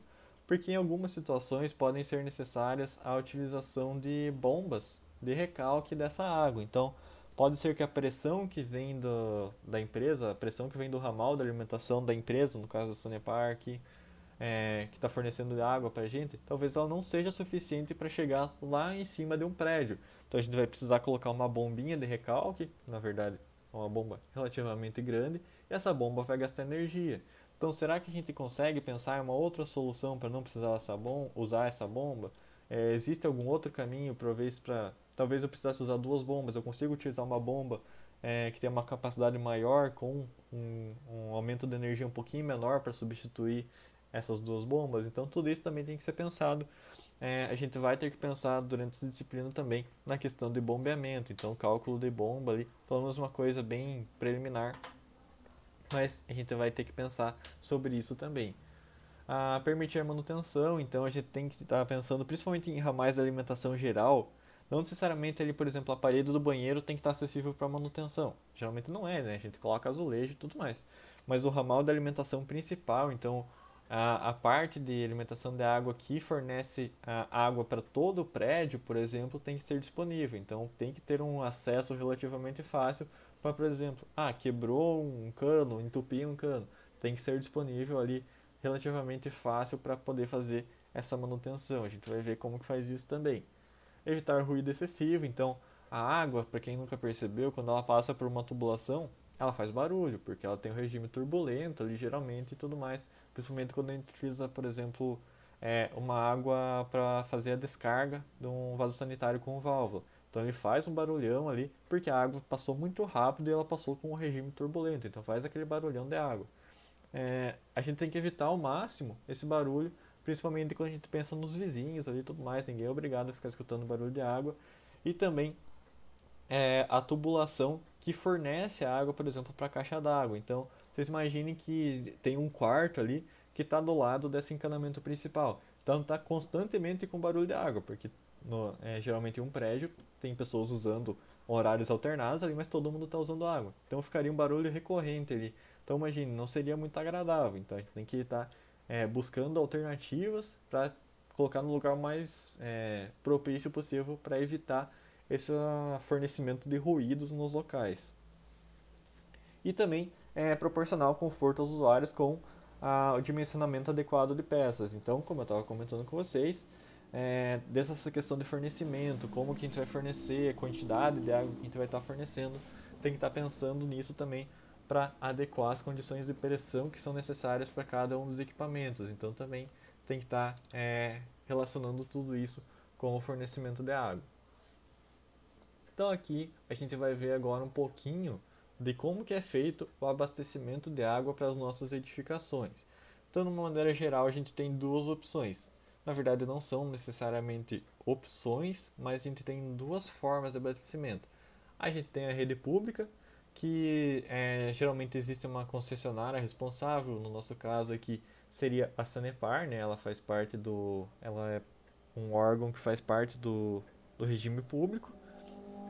Então é ela que vai estar interligando, fazendo toda aquela captação de água que eu estava comentando com vocês, fazendo o tratamento inicial da água ali para dar as condições de potabilidade da água. Ah, professor, mas então você está dizendo que a água de um rio não é potável? Do ponto de vista da Sanepar, não. Não só da Sanepar, né? Do ponto de vista de saúde também não. Porque podem ter materiais contaminantes, bactérias ali, bactérias, fungos presentes naquela água que podem vir a gerar alguma doença. Então a gente sempre tem que pensar, a natureza é limpa, mas tem pessoas que moram ali, talvez perto daquele rio, que não cuidam tão bem da natureza quanto a gente gostaria. Então por isso que é necessário ali o serviço da Sanepar. Então ela vai estar sendo responsável por estar fazendo esse tratamento inicial da água, por estar condicionando a água para a gente estar utilizando das mais diversas formas. Só que tudo isso tem um valor, por isso que a gente sempre tem que estar tentando racionalizar o consumo da água para evitar não só o desgaste da natureza, mas estar também evitando o gasto desnecessário de dinheiro também, né? E também a nossa segunda opção de abastecimento de água seria a rede privada. Então, como funciona essa rede privada? Quando a gente geralmente não tem acesso, principalmente em cidades pequenas, em regiões mais interior, a Sanepar não necessariamente consegue chegar nessa região, então ela não vai ter tanto fornecimento de água quanto tratamento de esgoto. Então, essas regiões nesses locais mais afastados, a gente tem que pensar em uma alternativa. Todo mundo precisa de água para sobreviver, e se alguém quer se instalar em um local desse, vai precisar também de uma outra fonte alternativa de água. Então, nessas ocasiões, o que pode acontecer é, por exemplo, a instalação de poços artesianos. Existem também os poços convencionais, né, que geralmente tem uma profundidade ali de até 5 metros, mais ou menos, que pode estar conseguindo fornecer água para uma residência ali. Mas aqui o ideal seria a utilização de poços artesianos. Por que o ideal é o poço artesiano? Porque além de ser mais seguro, então a gente tem todo um sistema vedado ali que vai estar acontecendo, isolado, não vai conseguir cair, por exemplo, desde uma pessoa ou cair mesmo animais que vão estar infectando a água e tudo mais. O poço artesiano ele consegue atingir profundidades muito grandes, então além de ser todo um processo normatizado, então desde a colocação de filtros e tudo mais, ele consegue atingir profundidades muito grandes, até ali próximo dos 100 metros. Claro que isso tudo tem um valor agregado bem grande, então a gente tem que estar pensando nessa alternativa de maneira consciente.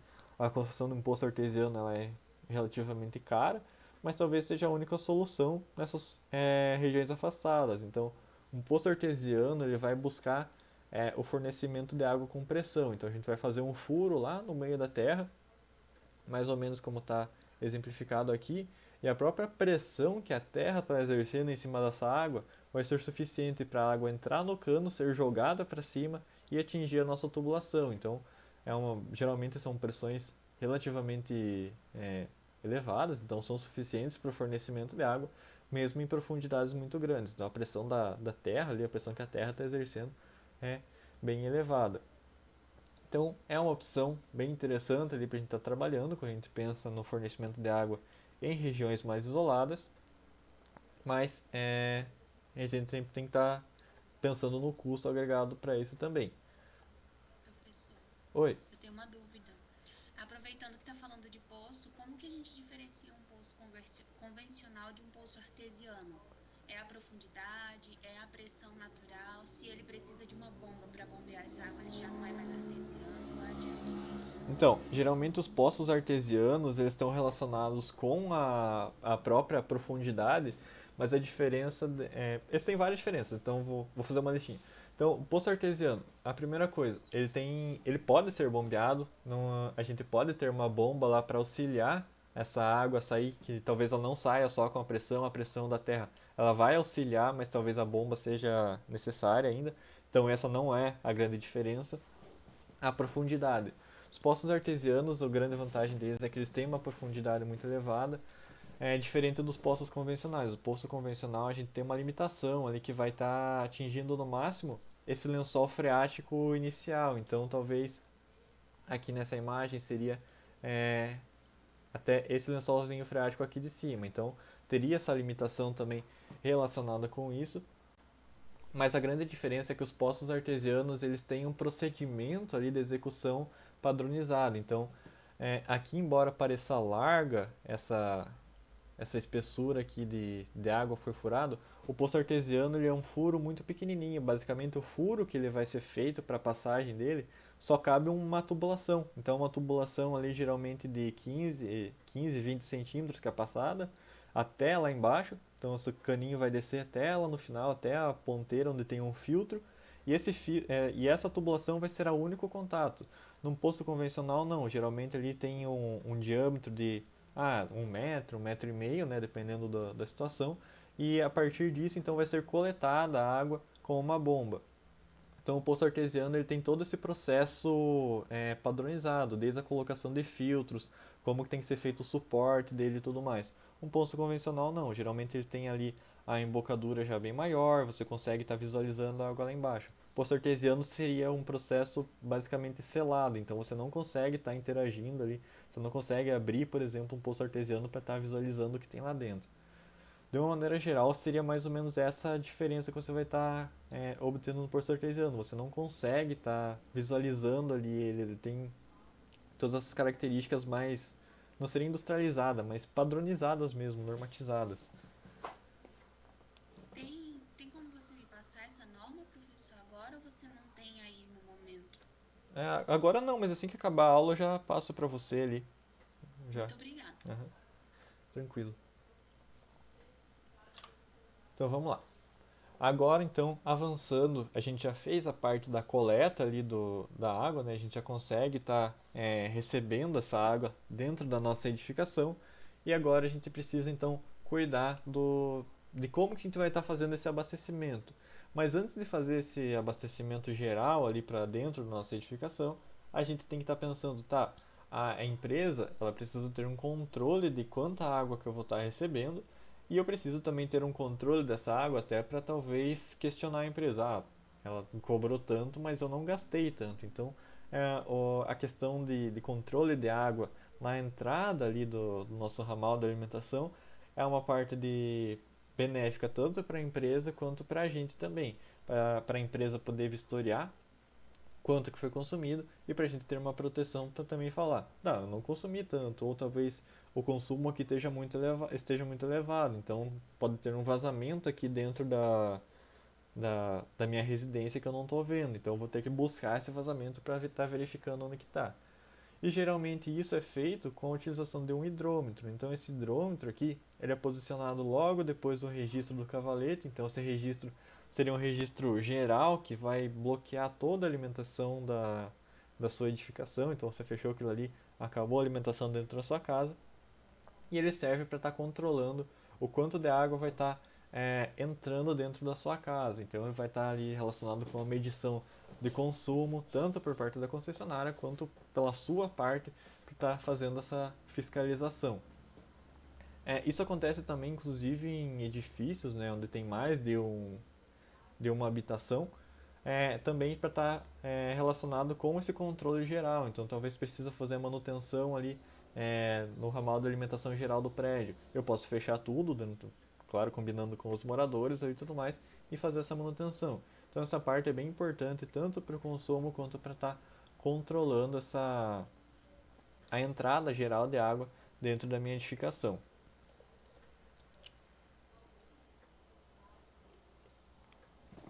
Então vamos lá. Agora, como eu comentei com vocês lá, a gente tem algumas formas de abastecimento que podem estar sendo utilizadas dentro da minha edificação, que eu posso estar empregando de maneiras diferentes ali para estar conseguindo fornecer a água para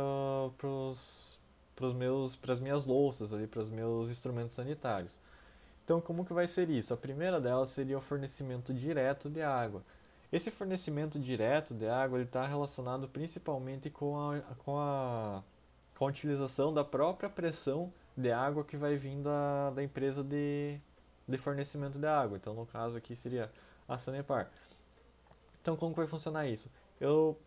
Com a utilização desse sistema direto, eu não vou ter a presença, por exemplo, de uma caixa d'água.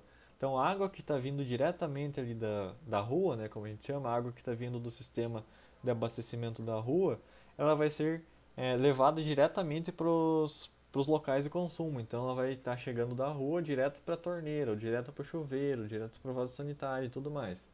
Isso pode acontecer, por exemplo, em situações, principalmente de prédios antigos, onde talvez não tenha sido prevista a utilização de caixa d'água, alguma coisa nesse sentido.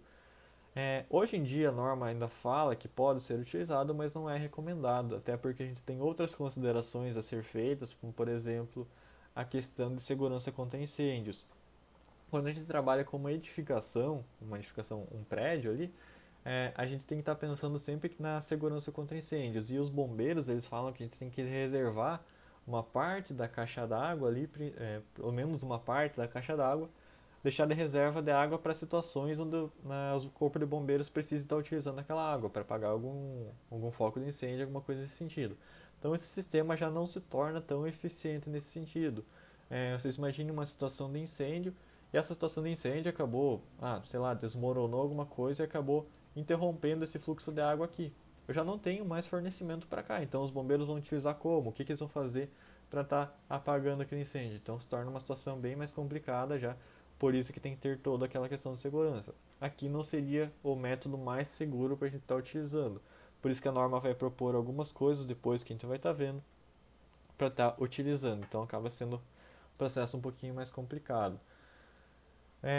Aqui, geralmente o abastecimento ele vai ser feito de forma ascendente, então a água ela vem por baixo, né?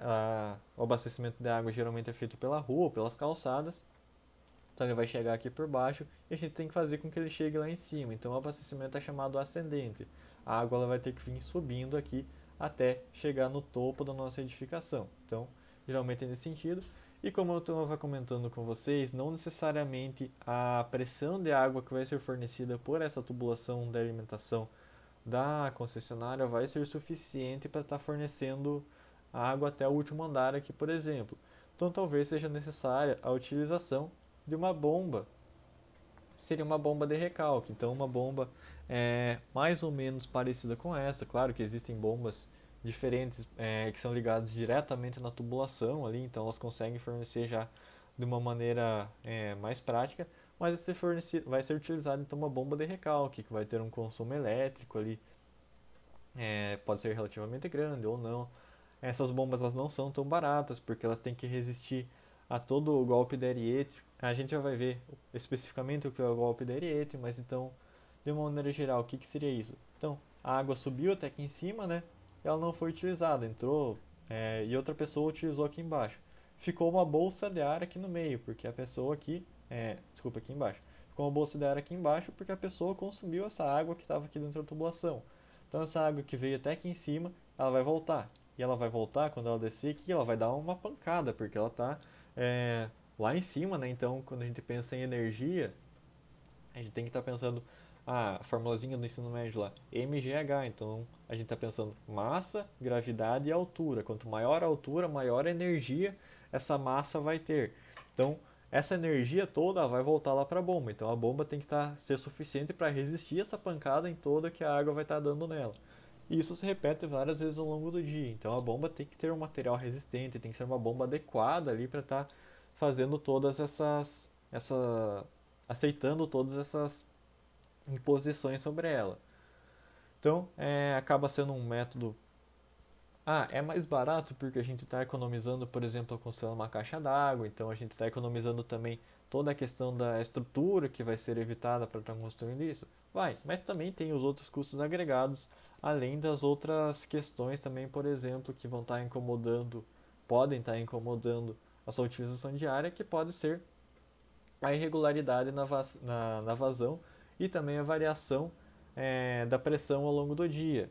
Então, por exemplo, quem já utilizou abastecimento de água direto da concessionária sabe que às vezes tem, por exemplo, às vezes a água está forte, às vezes a água está fraquinha. Isso acontece de acordo com a demanda que tem na própria cidade ou na própria região. Então, por exemplo, durante certo horário do dia, o abastecimento ali de água é suficiente porque tem poucas pessoas utilizando aquela água na região. Então, a tubulação que está ali dentro da rede de abastecimento da concessionária, ela vai ser constante, mas tem poucas pessoas utilizando, então a pressão dentro da minha residência ali, a hora que eu for utilizar, ela é suficiente. Agora vocês imaginem, a pressão que é a mesma ali na rede de abastecimento de água, ela vai ser a mesma, só que agora eu tenho várias pessoas utilizando naquela região, tá? Todo mundo lavando o carro, por exemplo, todo mundo resolveu lavar roupa ao mesmo tempo. Se eu for utilizar, aquela vazão vai ser muito menor, porque a pressão foi dividida para todas aquelas pessoas. Então também vou ter essa variação que pode acabar incomodando ao longo da sua utilização. Então isso vai estar relacionado também com o sistema de abastecimento que eu vou estar utilizando. Para isso que a gente tem também o sistema de abastecimento indireto agora.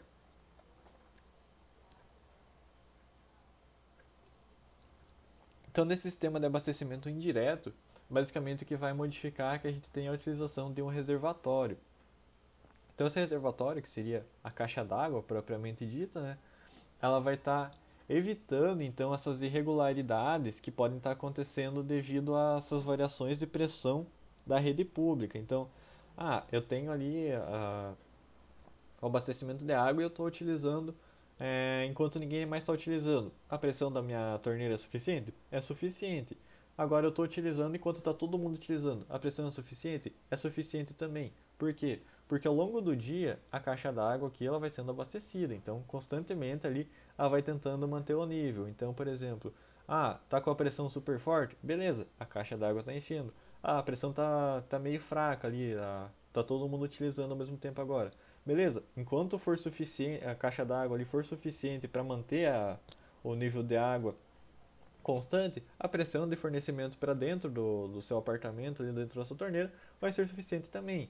Então você está evitando ali todas aquelas variações que podem estar acontecendo devido a tanta manutenção, por exemplo, na rede de distribuição de água, essa variação que pode estar acontecendo devido ao consumo de abastecimento de água. Tudo isso ali você consegue estar minimizando essas perdas.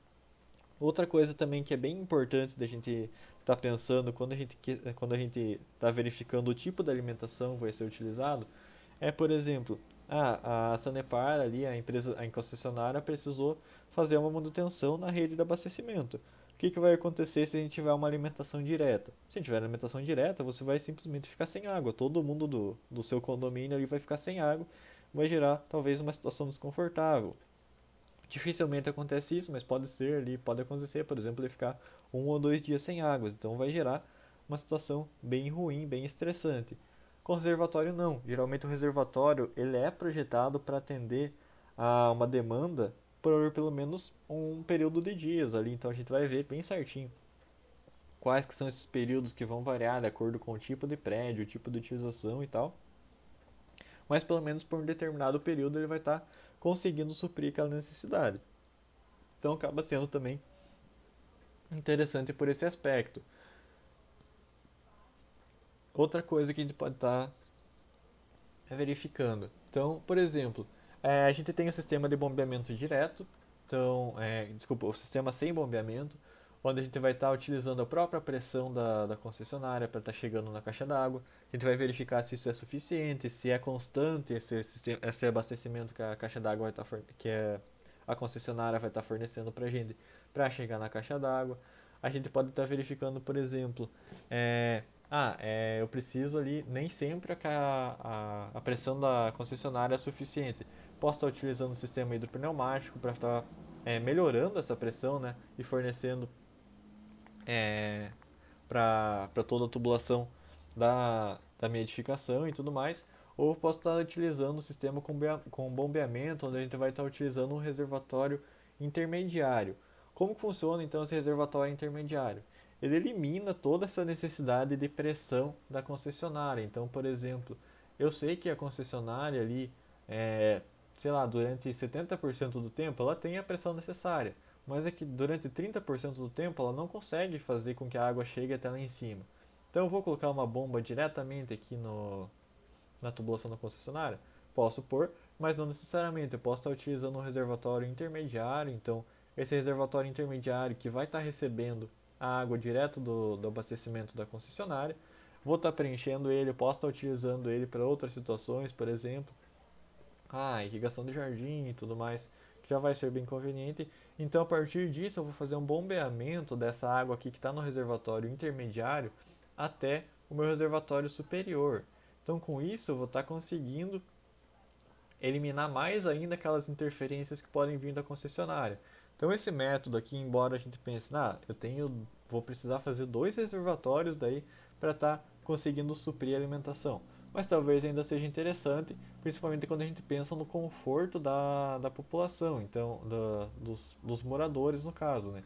Então, se vocês forem pensar, qual que é a situação mais provável de causar um desconforto aqui, mesmo com o reservatório, quando a gente pensa na falta de abastecimento da concessionária? A situação mais confortável com certeza seria essa aqui, porque quando a gente pensa, eu tenho um reservatório aqui, um reservatório intermediário, que por mais que seja menor, ele vai estar conseguindo suprir uma demanda aqui por um período maior de tempo, além de eu ter o reservatório superior, que vai estar responsável por estar suprindo toda a demanda aqui imediata que eu vou ter nas edificações, em cada um dos apartamentos. Então, seria provavelmente a situação mais confortável para a gente estar utilizando. E também quando a gente pensa que nesse sistema com 2 reservatórios, a gente não pode estar imaginando, por exemplo, 2 reservatórios do mesmo tamanho desse único reservatório aqui. A gente pode estar diminuindo a carga de água ali para esses 2 reservatórios e, consequentemente, a gente vai conseguir reduzir o custo agregado também na compra, na aquisição e na parte estrutural para a construção dos reservatórios. Então, como esse aqui vai ser menor, a própria caixa d'água já vai ter um custo menor de construção. Além disso, por ser menor, ela também vai agregar menos carga estrutural, então eu consigo fazer uma estrutura um pouco mais delgada, que pode resultar numa redução ali parcial, pelo menos, do custo estrutural que eu vou estar atribuindo para a minha edificação. Então, pode ser interessante por esse ponto de vista. A gente ainda tem um outro sistema de abastecimento que é bastante comum, principalmente em residências unifamiliares, né? Então, onde a gente não tem um prédio ali, por exemplo. Então, aqui é um sistema misto. Nesse sistema misto, a gente vai basicamente misturar os 2 tipos de abastecimento anteriores.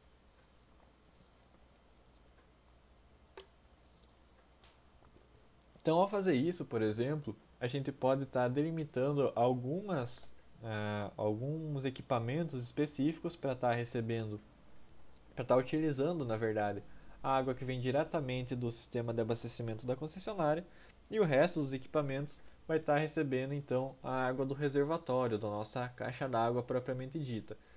E como que vai ser feita então essa delimitação? Pode ser que eu tenha ali equipamentos, por exemplo, torneiras de jardim, torneira que é utilizada para lavar o carro, por exemplo.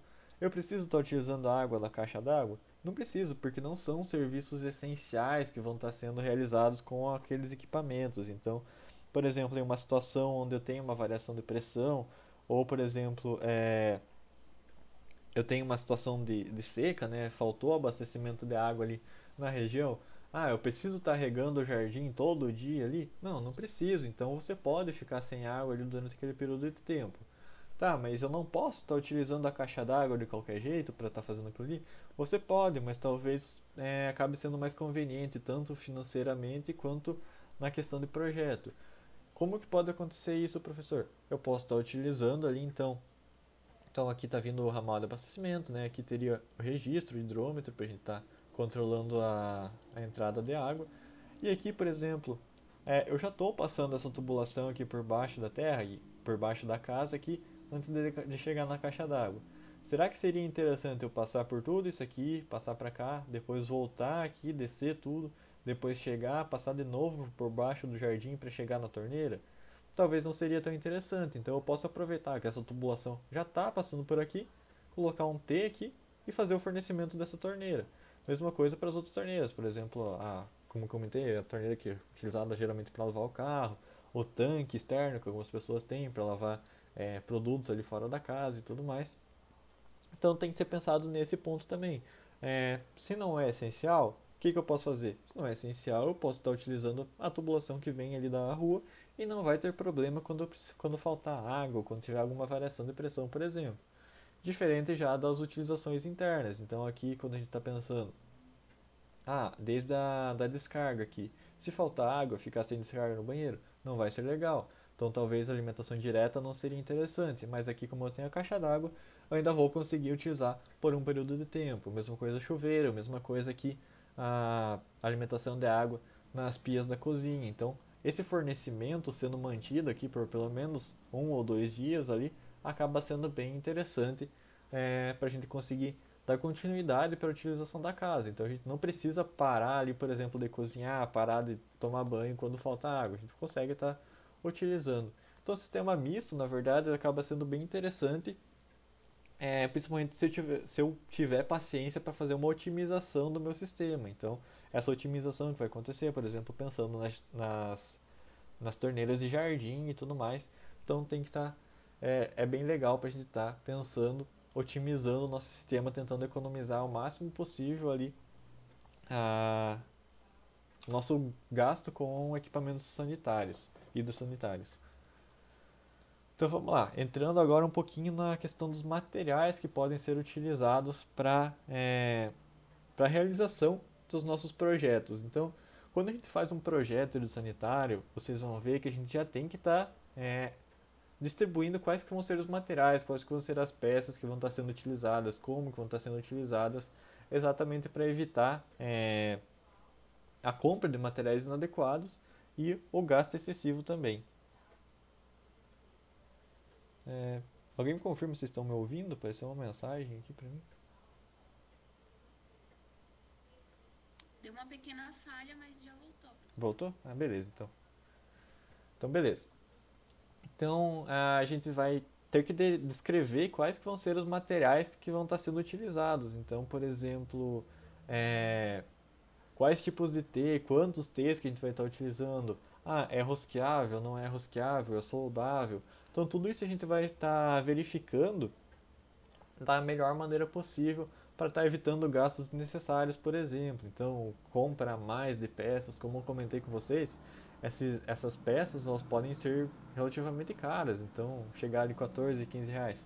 Tá, mas uma peça não vai fazer tanta diferença, tá, mas você imagine agora quando você está utilizando ali 40, 50 peças dessa. Então, o valor pode acabar sendo bem elevado, por isso que a gente tem que estar pensando sempre na otimização desses processos, fazer o sistema o mais eficiente possível, pensar no projeto da maneira mais carinhosa, digamos assim, possível, para estar evitando esses gastos depois. Afinal, é exatamente por isso que uma pessoa contrata um projeto de um engenheiro. Então, ela está pagando para você economizar dinheiro para ela e para você dar as condições de conforto o melhor possível quando ela for utilizar aquela edificação. Então, um dos primeiros materiais aqui que a gente vai estar visualizando, que geralmente é o material mais comum já utilizado, principalmente quando a gente pensa na questão da água fria, são as peças em plástico, as peças em PVC. Tá enroscando a olha. Então são as peças em PVC. Quais que são as principais vantagens das peças em PVC? Como eu estava comentando com vocês, elas são imunes à corrosão. Então, por não sofrer processos corrosivos, elas podem ser utilizadas praticamente em qualquer lugar. Elas podem ser utilizadas tanto embaixo da água do mar ali, que não vai ter problema nenhum de utilização. A diferença é que elas têm algumas propriedades que podem não ser tão interessantes. Por exemplo, elas não são tão boas trabalhando com calor. Então, se eu for utilizar ali já com água quente, elas não vão ser tão interessantes. Elas são mais frágeis, então, por exemplo, impactos, alguma coisa assim, pode já estar gerando problemas, desde estar furando a parede. Se for uma peça metálica, quando a broca ali da parede, a broca que está furando a parede, entrar em contato, vai fazer um barulho e a pessoa ainda tem tempo de parar. A peça de plástico não, encostou e já furou e já foi, já vai vazar água para todo lado, vai ter que fazer um remendo já. Então a peça de PVC tem algumas boas vantagens, né, que ela pode ser utilizada em qualquer lugar, e é por isso que é um dos materiais mais utilizados quando a gente pensa em água fria. E dentro das peças em PVC mesmo, a gente ainda vai ter diferenciação entre PVC rígido, soldável, que geralmente vem as peças em coloração marrom. Ah, professor, não existe branco? Existe, mas de uma maneira geral a gente utiliza o soldável com as peças em marrom. E a gente tem o PVC roscável, que geralmente ele vem na coloração branca, também pode ser encontrado na coloração marrom e tudo mais, mas de uma maneira geral a gente utiliza essa diferenciação até para saber, por exemplo, qual tipo de peça que está sendo utilizada numa situação de manutenção e tudo mais. Então, a diferença é que o soldável, tá, professor, você está falando soldável, mas o que quer dizer isso? Soldável é que a gente não tem essa rosca, então a gente precisa estar passando cola aqui, tanto por dentro quanto por fora do cano que vai ser encaixado, e é isso que vai fazer essa ligação. Então tem que ter aqui esse bocal, né, que é para enlargar um pouquinho esse elemento para encaixar o cano de mesmo diâmetro aqui dentro. E esse cano vai ser passado uma cola em cima dele para manter fixo. Isso que vai dar a fixação, por isso que ele é denominado soldável. O roscável já é diferente, ele literalmente tem uma rosca, você vai ali, vai encostar o cano e vai rosquear como se fosse praticamente um parafuso. Então é isso que vai estar dando essa ligação para ele. Ah, professor, qual que é o melhor? Qual que é o pior? Aí vai depender muito. Tem muitas pessoas que preferem trabalhar com o soldável porque acham que a ligação dele é feita mais fácil, e tem pessoas que acham que o roscável é o mais fácil. Então vai depender muito. Os dois funcionam da maneira bem semelhante, mas a gente pode estar fazendo essa opção por cada um deles. Então aqui vou trazer quais que são as principais diferenças então entre o sistema ali de encanamento utilizando PVC e utilizando cobre. Ah, professor, o cobre, qual que é a maior vantagem de utilização do sistema de tubulação em cobre, por exemplo? Ele tem uma deformação muito menor, então é um material mais rígido, né? Ele acaba sendo mais resistente ali, então vai ter uma resistência a impactos maior, como eu estava comentando ali, por exemplo, estou furando a parede. Ele vai resistir principalmente ali a esse impacto inicial. Maior resistência mecânica está vinculado exatamente com essas mesmas propriedades ali, que vão dificultar a sua deformação também. E vai ter uma boa resistência a altas temperaturas. Exatamente por isso que o cobre ele é um material muito utilizado quando a gente pensa nos sistemas de água quente.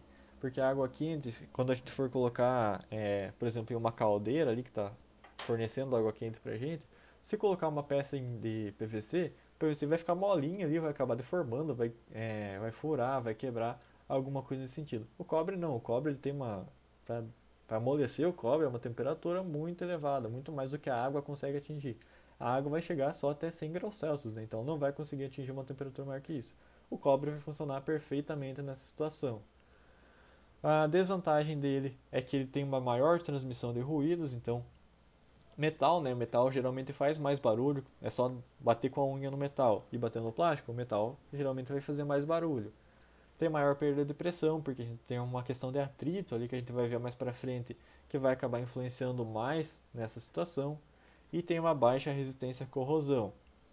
Então, embora o cobre, mesmo quando comparado a outros materiais, o cobre ele corrói muito menos do que o ferro, por exemplo. Ele tem um potencial ali de oxidação muito menor do que o próprio ferro, mas ainda assim ele é sujeito à corrosão, ele é sujeito a processos corrosivos, principalmente muito mais quando comparado com o PVC, por exemplo, que não sofre processos de degradação relacionados à corrosão. Então a gente sempre tem que estar pensando nisso, como eu estava comentando com vocês ali, a questão de onde vai ser utilizado aquele material, em que situação que aquele material vai estar exposto, aonde que ele vai estar sendo empregado. Tudo isso a gente tem que estar pensando. Então está relacionado com essas questões também. Tá, professor, mas agora então o PVC. Quais que são as principais desvantagens do PVC?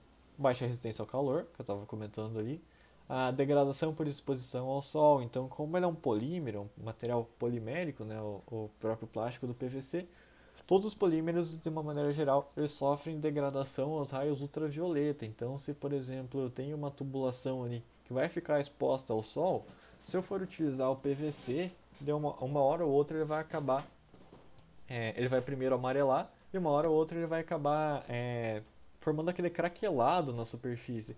E esse craquelado já vai significar que ele está extremamente frágil. Então, qualquer movimentaçãozinha ali, ele já vai quebrar. Quem tem chácara geralmente usa aquelas mangueiras, né?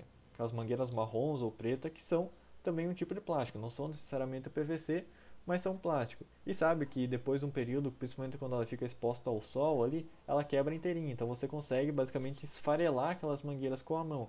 É uma situação bem parecida. O PVC demora um pouquinho mais do que isso, porque geralmente o plástico já é um pouquinho mais grosso, né, que a gente está utilizando. Mas com o tempo ele acontece isso também. Ele fica completamente frágil, completamente quebradiço, que pode não ser tão interessante assim. Então talvez utilizar um material de cobre ele poderia ser mais interessante nessa situação. Vantagem do PVC é que ele vai ter essa durabilidade ilimitada, né? Então ele não sofre processos corrosivos. É mais fácil de transportar e manusear, até por ser mais leve e tudo mais, a gente consegue cortar com mais facilidade. Então quem trabalha com isso tem uma maior preferência pelo PVC. Resistência à corrosão, fácil instalação, a gente consegue, por exemplo, para fazer a solda ali, a soldagem do material. O PVC ele fica mais maleável com uma temperatura muito menor. Então as pessoas ali vai na boca do fogão, geralmente esquenta ele um pouquinho e consegue fazer a soldagem de outra peça nele facilmente, quando não tem a conexão adequada, por exemplo. Então você consegue ainda adaptar essa situação. No cobre já é muito mais difícil, você não vai conseguir enlargar o bocal ali de um cano de cobre para fazer isso. Então tem que ter todas as peças já adequadas, perfeitas ali para estar fazendo o encaixe. E além disso, o PVC ele consegue proporcionar para a gente uma menor perda de carga. O que vem a ser a perda de carga, professor? Então essa perda de carga, a gente vai estudar mais especificamente para frente, mas de uma maneira geral. Então essa perda de carga ela vai estar relacionada com quanta pressão a água vai estar perdendo ao longo da tubulação. Então, geralmente a tubulação, a cada metro a gente consegue verificar uma perda de carga. Então eu vou exagerar bastante aqui, mas vamos lá.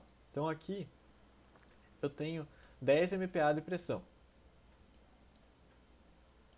Ainda não consigo escrever bem com o mouse, mas um dia a gente vai.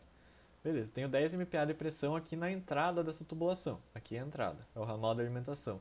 Ao longo da tubulação, aqui embora ela seja reta, a cada metro aqui dessa tubulação, eu vou tendo uma perda de carga que está relacionada com o atrito ali da parte interna do cano, que pra gente é liso, mas ele sempre vai ter uma certa rugosidade ali que vai acontecendo e tudo mais. A água tem um regime turbulento, então ela vai girando. Então a cada metro aqui, por exemplo, eu perco 0,5 MPa de pressão. Essa vai ser a perda de carga dessa tubulação. Então, por exemplo, se eu tiver uma tubulação de 10 metros, eu vou perder 5 MPa. Então aqui no final da tubulação, né, imagine que eu andei um monte aqui, eu só vou ter 5 MPa. Isso com a tubulação reta. Claro que eu exagerei bastante, não chega a ser 0,5 MPa de perda por metro de tubulação, mas só para vocês terem uma ideia. E a situação fica bem pior ainda, por exemplo, quando eu tenho curvas. Então você tem a tubulação aqui e eu tenho uma curva, aqui tem um T, por exemplo. Aqui essa curva vai perder 2 MPa já. Esse joelho aqui perdeu 2 MPa. Essa outra curva aqui perdeu 1 MPa. Esse T perdeu 3 MPa. Então ao longo da tubulação eu vou perdendo pressão relativo tanto ao comprimento da tubulação que eu vou estar utilizando, ao tipo de tubulação também, se é PVC ou cobre, né? Quanto ao número de peças e ao tipo de peças que eu vou estar utilizando. Então, isso tudo vai dando a configuração do projeto hidrossanitário que eu vou estar utilizando. Isso acontece também para a questão do esgoto, mas lá é um pouquinho diferente. Aqui tratando principalmente do abastecimento de água, tanto água fria quanto água quente. Então essa perda de carga é ela que vai limitar a gente ali para estar utilizando o comprimento de cano que a gente vai estar utilizando. Por isso, por exemplo, que a gente sempre opta pelo menor caminho possível. Professor, como que eu posso sanar, por exemplo, essa perda de carga? Seria utilizando geralmente uma tubulação maior, só que tubulação maior além do custo do próprio encanamento ser maior, vai gerar, por exemplo, fragilidade na parede, talvez eu tenha que atravessar uma viga ali que não vai suprir isso ali, vai dar um aspecto feio para a parede, por exemplo. Então, eu sempre evito estar utilizando tubulação maior. Quanto menor eu utilizar menor, principalmente pela questão relacionada ao custo. Então aqui eu trouxe para vocês algumas imagens só para ilustrar o que acontece ali nesse processo de corrosão do encanamento de cobre. Então, por que acontece isso e como que acontece isso?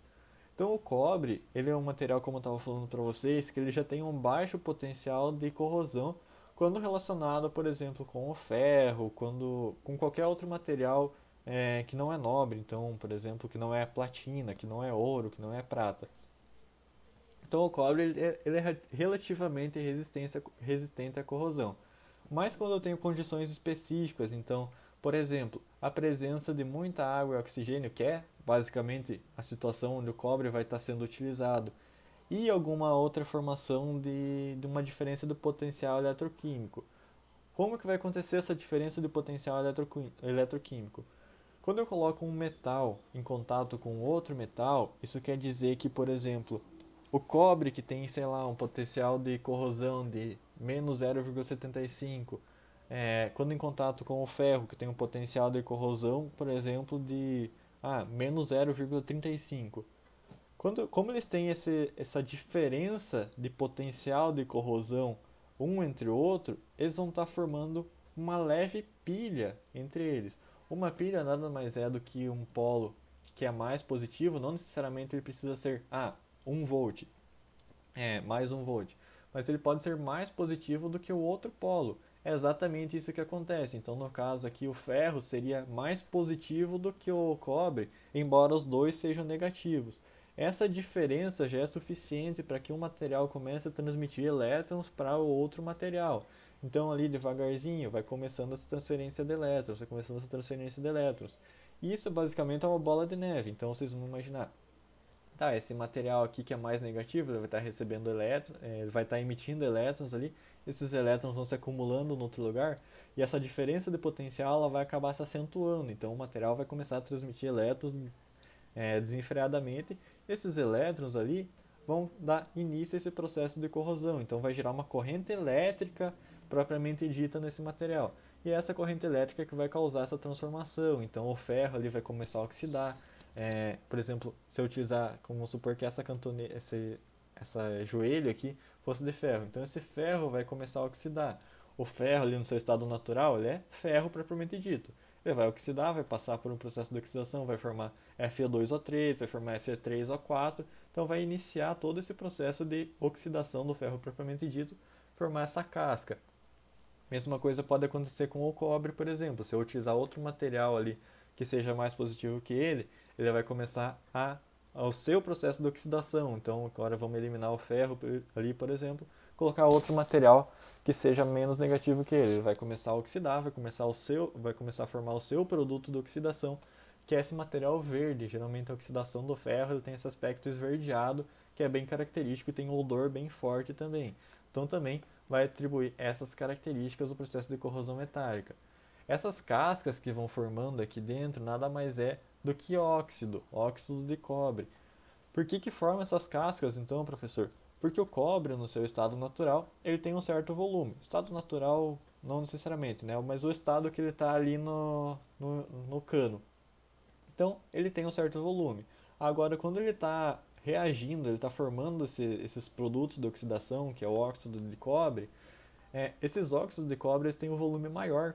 Então eles vão formando ali na superfície, e como eles têm um volume maior, eles vão expandindo. Então eles vão se formando um em cima do outro, vai formando uma bola de neve e vai formando esse espaço cada vez maior.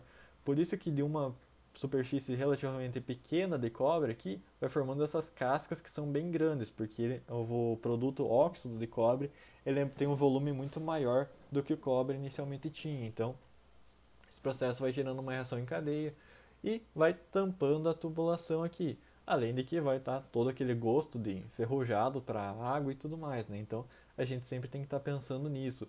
As conexões que a gente vai ter que estar utilizando para fazer a ligação da tubulação de cobre, por exemplo, tem que ser compatíveis com esse material. A gente tem que estar pensando nesse processo corrosivo também para evitar essas situações desagradáveis, por exemplo, fazer uma manutenção ali, ou mesmo a pessoa ficar tomando uma água com gosto de cobre ao longo da vida.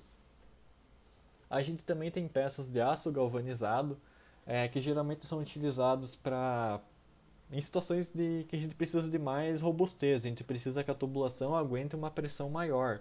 Então, por exemplo, a tubulação aqui de proteção contra incêndio. Geralmente, principalmente em edificações grandes, em edificações públicas, o Corpo de Bombeiros ele exige que tenha uma pressão disponível bastante elevada. Então, por exemplo, se for colocar aqui uma tubulação de PVC, o PVC normal pode não resistir, ele pode quebrar com aquela pressão. Então, o aço galvanizado é o aço muito parecido com o que a gente utiliza para estruturas ali, ele vai resistir, vai ter uma capacidade de resistência muito maior, então ele consegue absorver essa pressão ali e continuar trabalhando de boa. Então ele pode ser utilizado nessa situação. Outra coisa que o aço galvanizado vai trazer uma grande vantagem é que ele sofre muito pouca influência do processo corrosivo.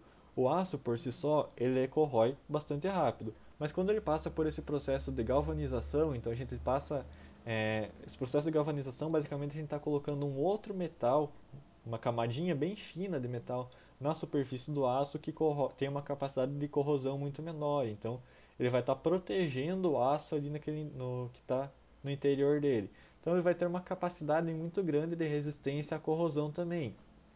Então nesse sentido ele vai ser muito interessante. Também vai suportar a questão da temperatura, também vai ter basicamente todos os benefícios que tem o cobre e o PVC. Ah, professor, mas e a perda de pressão?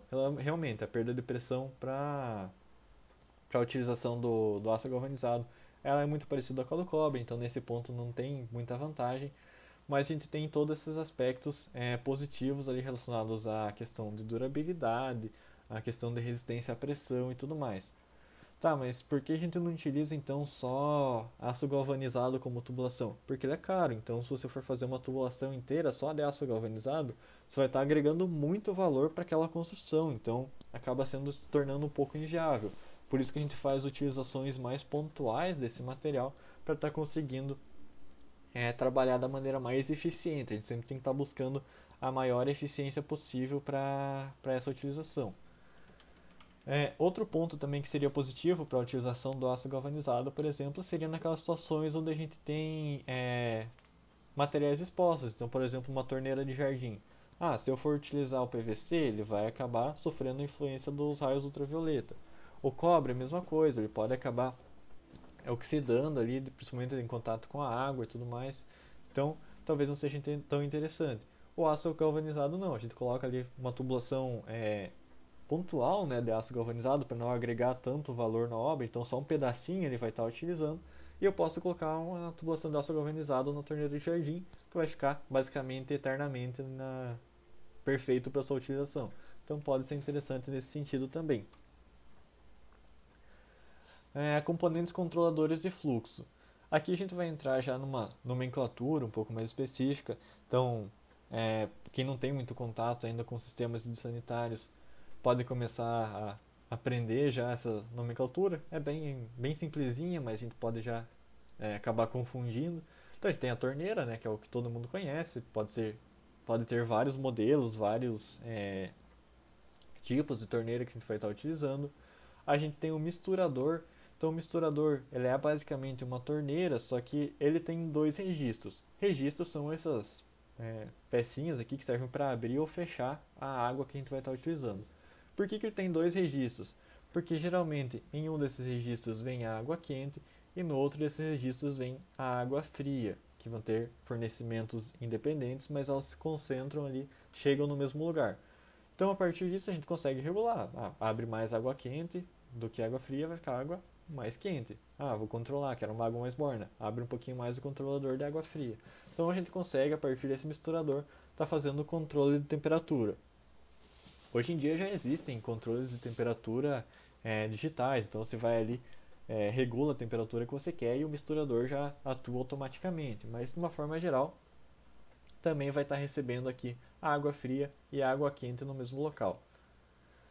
A gente tem o registro de pressão, Então esse registro aqui vai ser efetivamente para estar controlando a pressão que vai estar entrando na minha edificação. Então eu vou estar ali, eu posso fechar a tubulação, eu posso abrir com ele, então ele vai estar atuando como realmente um controle para da alimentação da minha residência, da minha edificação propriamente dita. E eu tenho o registro gaveta. O registro gaveta, ele vai atuar, então, a gente vai apertando aqui, a gente vai girando, né, a pecinha aqui de cima, e ele vai descendo, então, esse êmbolo aqui embaixo. E a partir disso, esse êmbolo, então, ele vai fechando a tubulação que estaria passando a água. Então, a água passaria por aqui, nesse sentido, e eu vou fechando essa passagem de água. Eu posso também estar controlando o fluxo de água que vai estar passando por ali, mas não é o ideal. O ideal do registro gaveta ou ele está aberto ou ele está fechado. Mas então ele permite esse controle da, da, da penetração de água para o interior da minha edificação. Outros equipamentos que a gente vai estar utilizando são os tubos e conexões. Então os tubos, de maneira geral, eu vou trazer aqui os modelos mais de PVC, né, que são os mais usuais para a gente estar utilizando numa residência convencional. Mas então a gente tem os tubos de PVC, geralmente eles têm a coloração vai variar de acordo com a peça que eu vou estar utilizando, mas geralmente eles são brancos, né, quando a gente vai estar utilizando mais para o sistema de esgoto. E quando a gente quer utilizar para o sistema de fornecimento de água, geralmente a gente utiliza os canos de coloração marrom. Ah, professor, é uma regra isso? Alguém vai me prender ali se eu for utilizar o cano branco para abastecimento de água? Não, não vai, mas de uma maneira geral a gente utiliza o marrom até porque o marrom geralmente ele tem uma espessura um pouco maior, então ele tem uma resistência à pressão maior do que esses canos brancos aqui que geralmente são utilizados para esgoto. Não é uma regra, existem canos, existem marcas, por exemplo, que fazem canos brancos com especificação de água, então não tem problema nenhum a gente estar utilizando.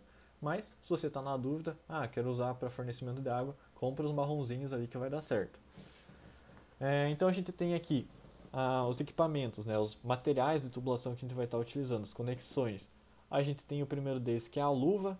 Então a luva vai servir basicamente para a gente unir dois canos, basicamente para a gente fazer uma emenda ali entre os canos. Então a gente consegue estar utilizando um cano por aqui, um cano por aqui, geralmente com o mesmo diâmetro. Então é o mesmo cano que a gente vai estar utilizando ali, só por exemplo, eu tenho a limitação ali de medida do cano que eu vou estar comprando. Então, eu tenho um cano de 6 metros e outro de 3 metros, mas eu preciso atingir a distância de 9 metros até o local onde eu vou estar utilizando.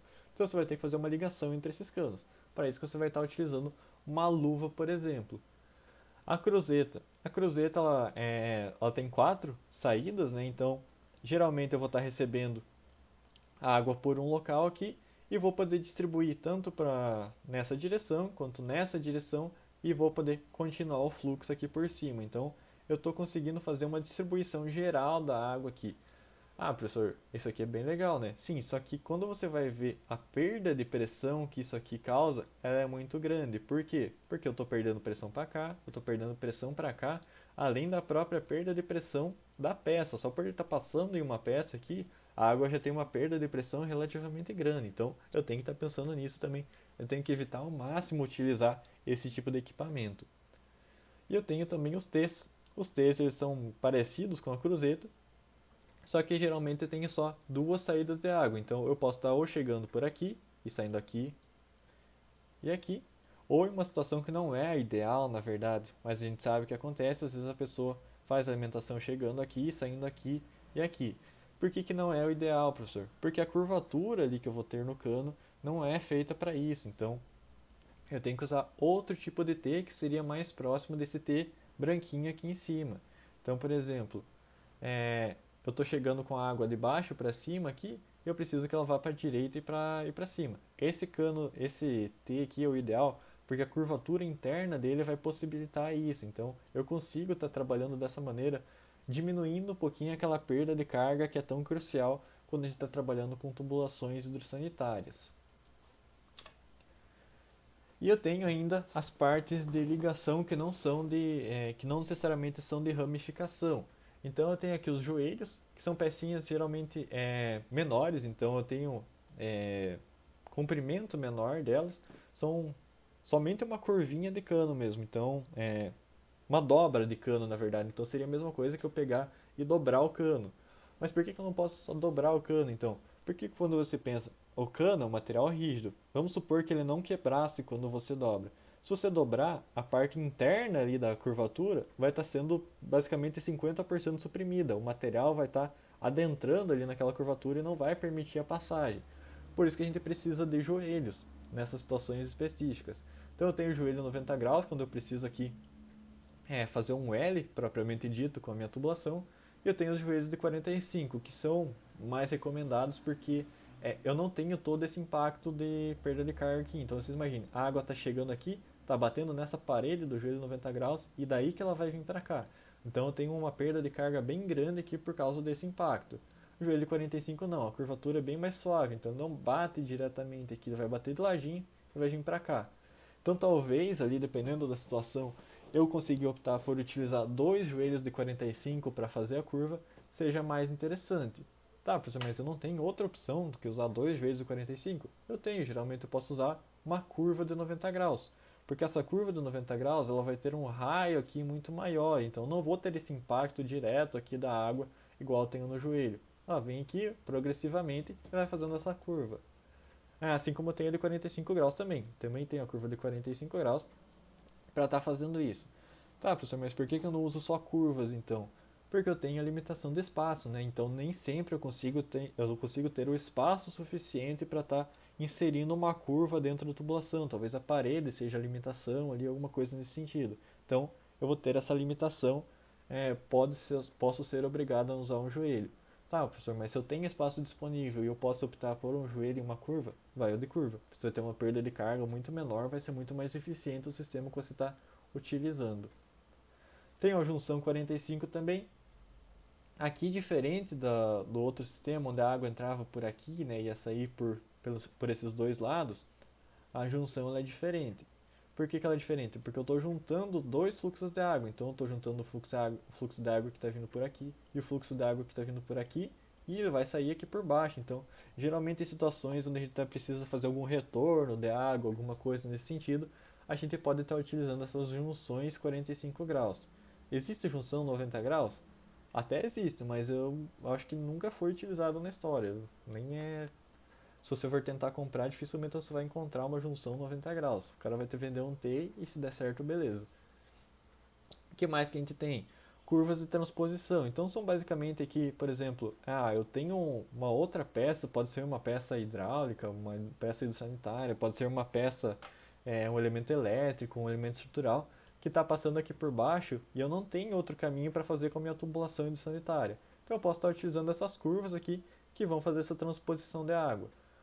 Quanto mais eu evitar a utilização dessas curvas, melhor. Mas se for inevitável, eu posso estar utilizando desde que eu compense ali com o cálculo da perda de carga adequada. Então eu posso estar verificando isso sem problema nenhum. Então, pessoal, o que eu tinha para dizer por hoje era isso. Eu gravei essa aula, vai ficar um pouco confusa, principalmente no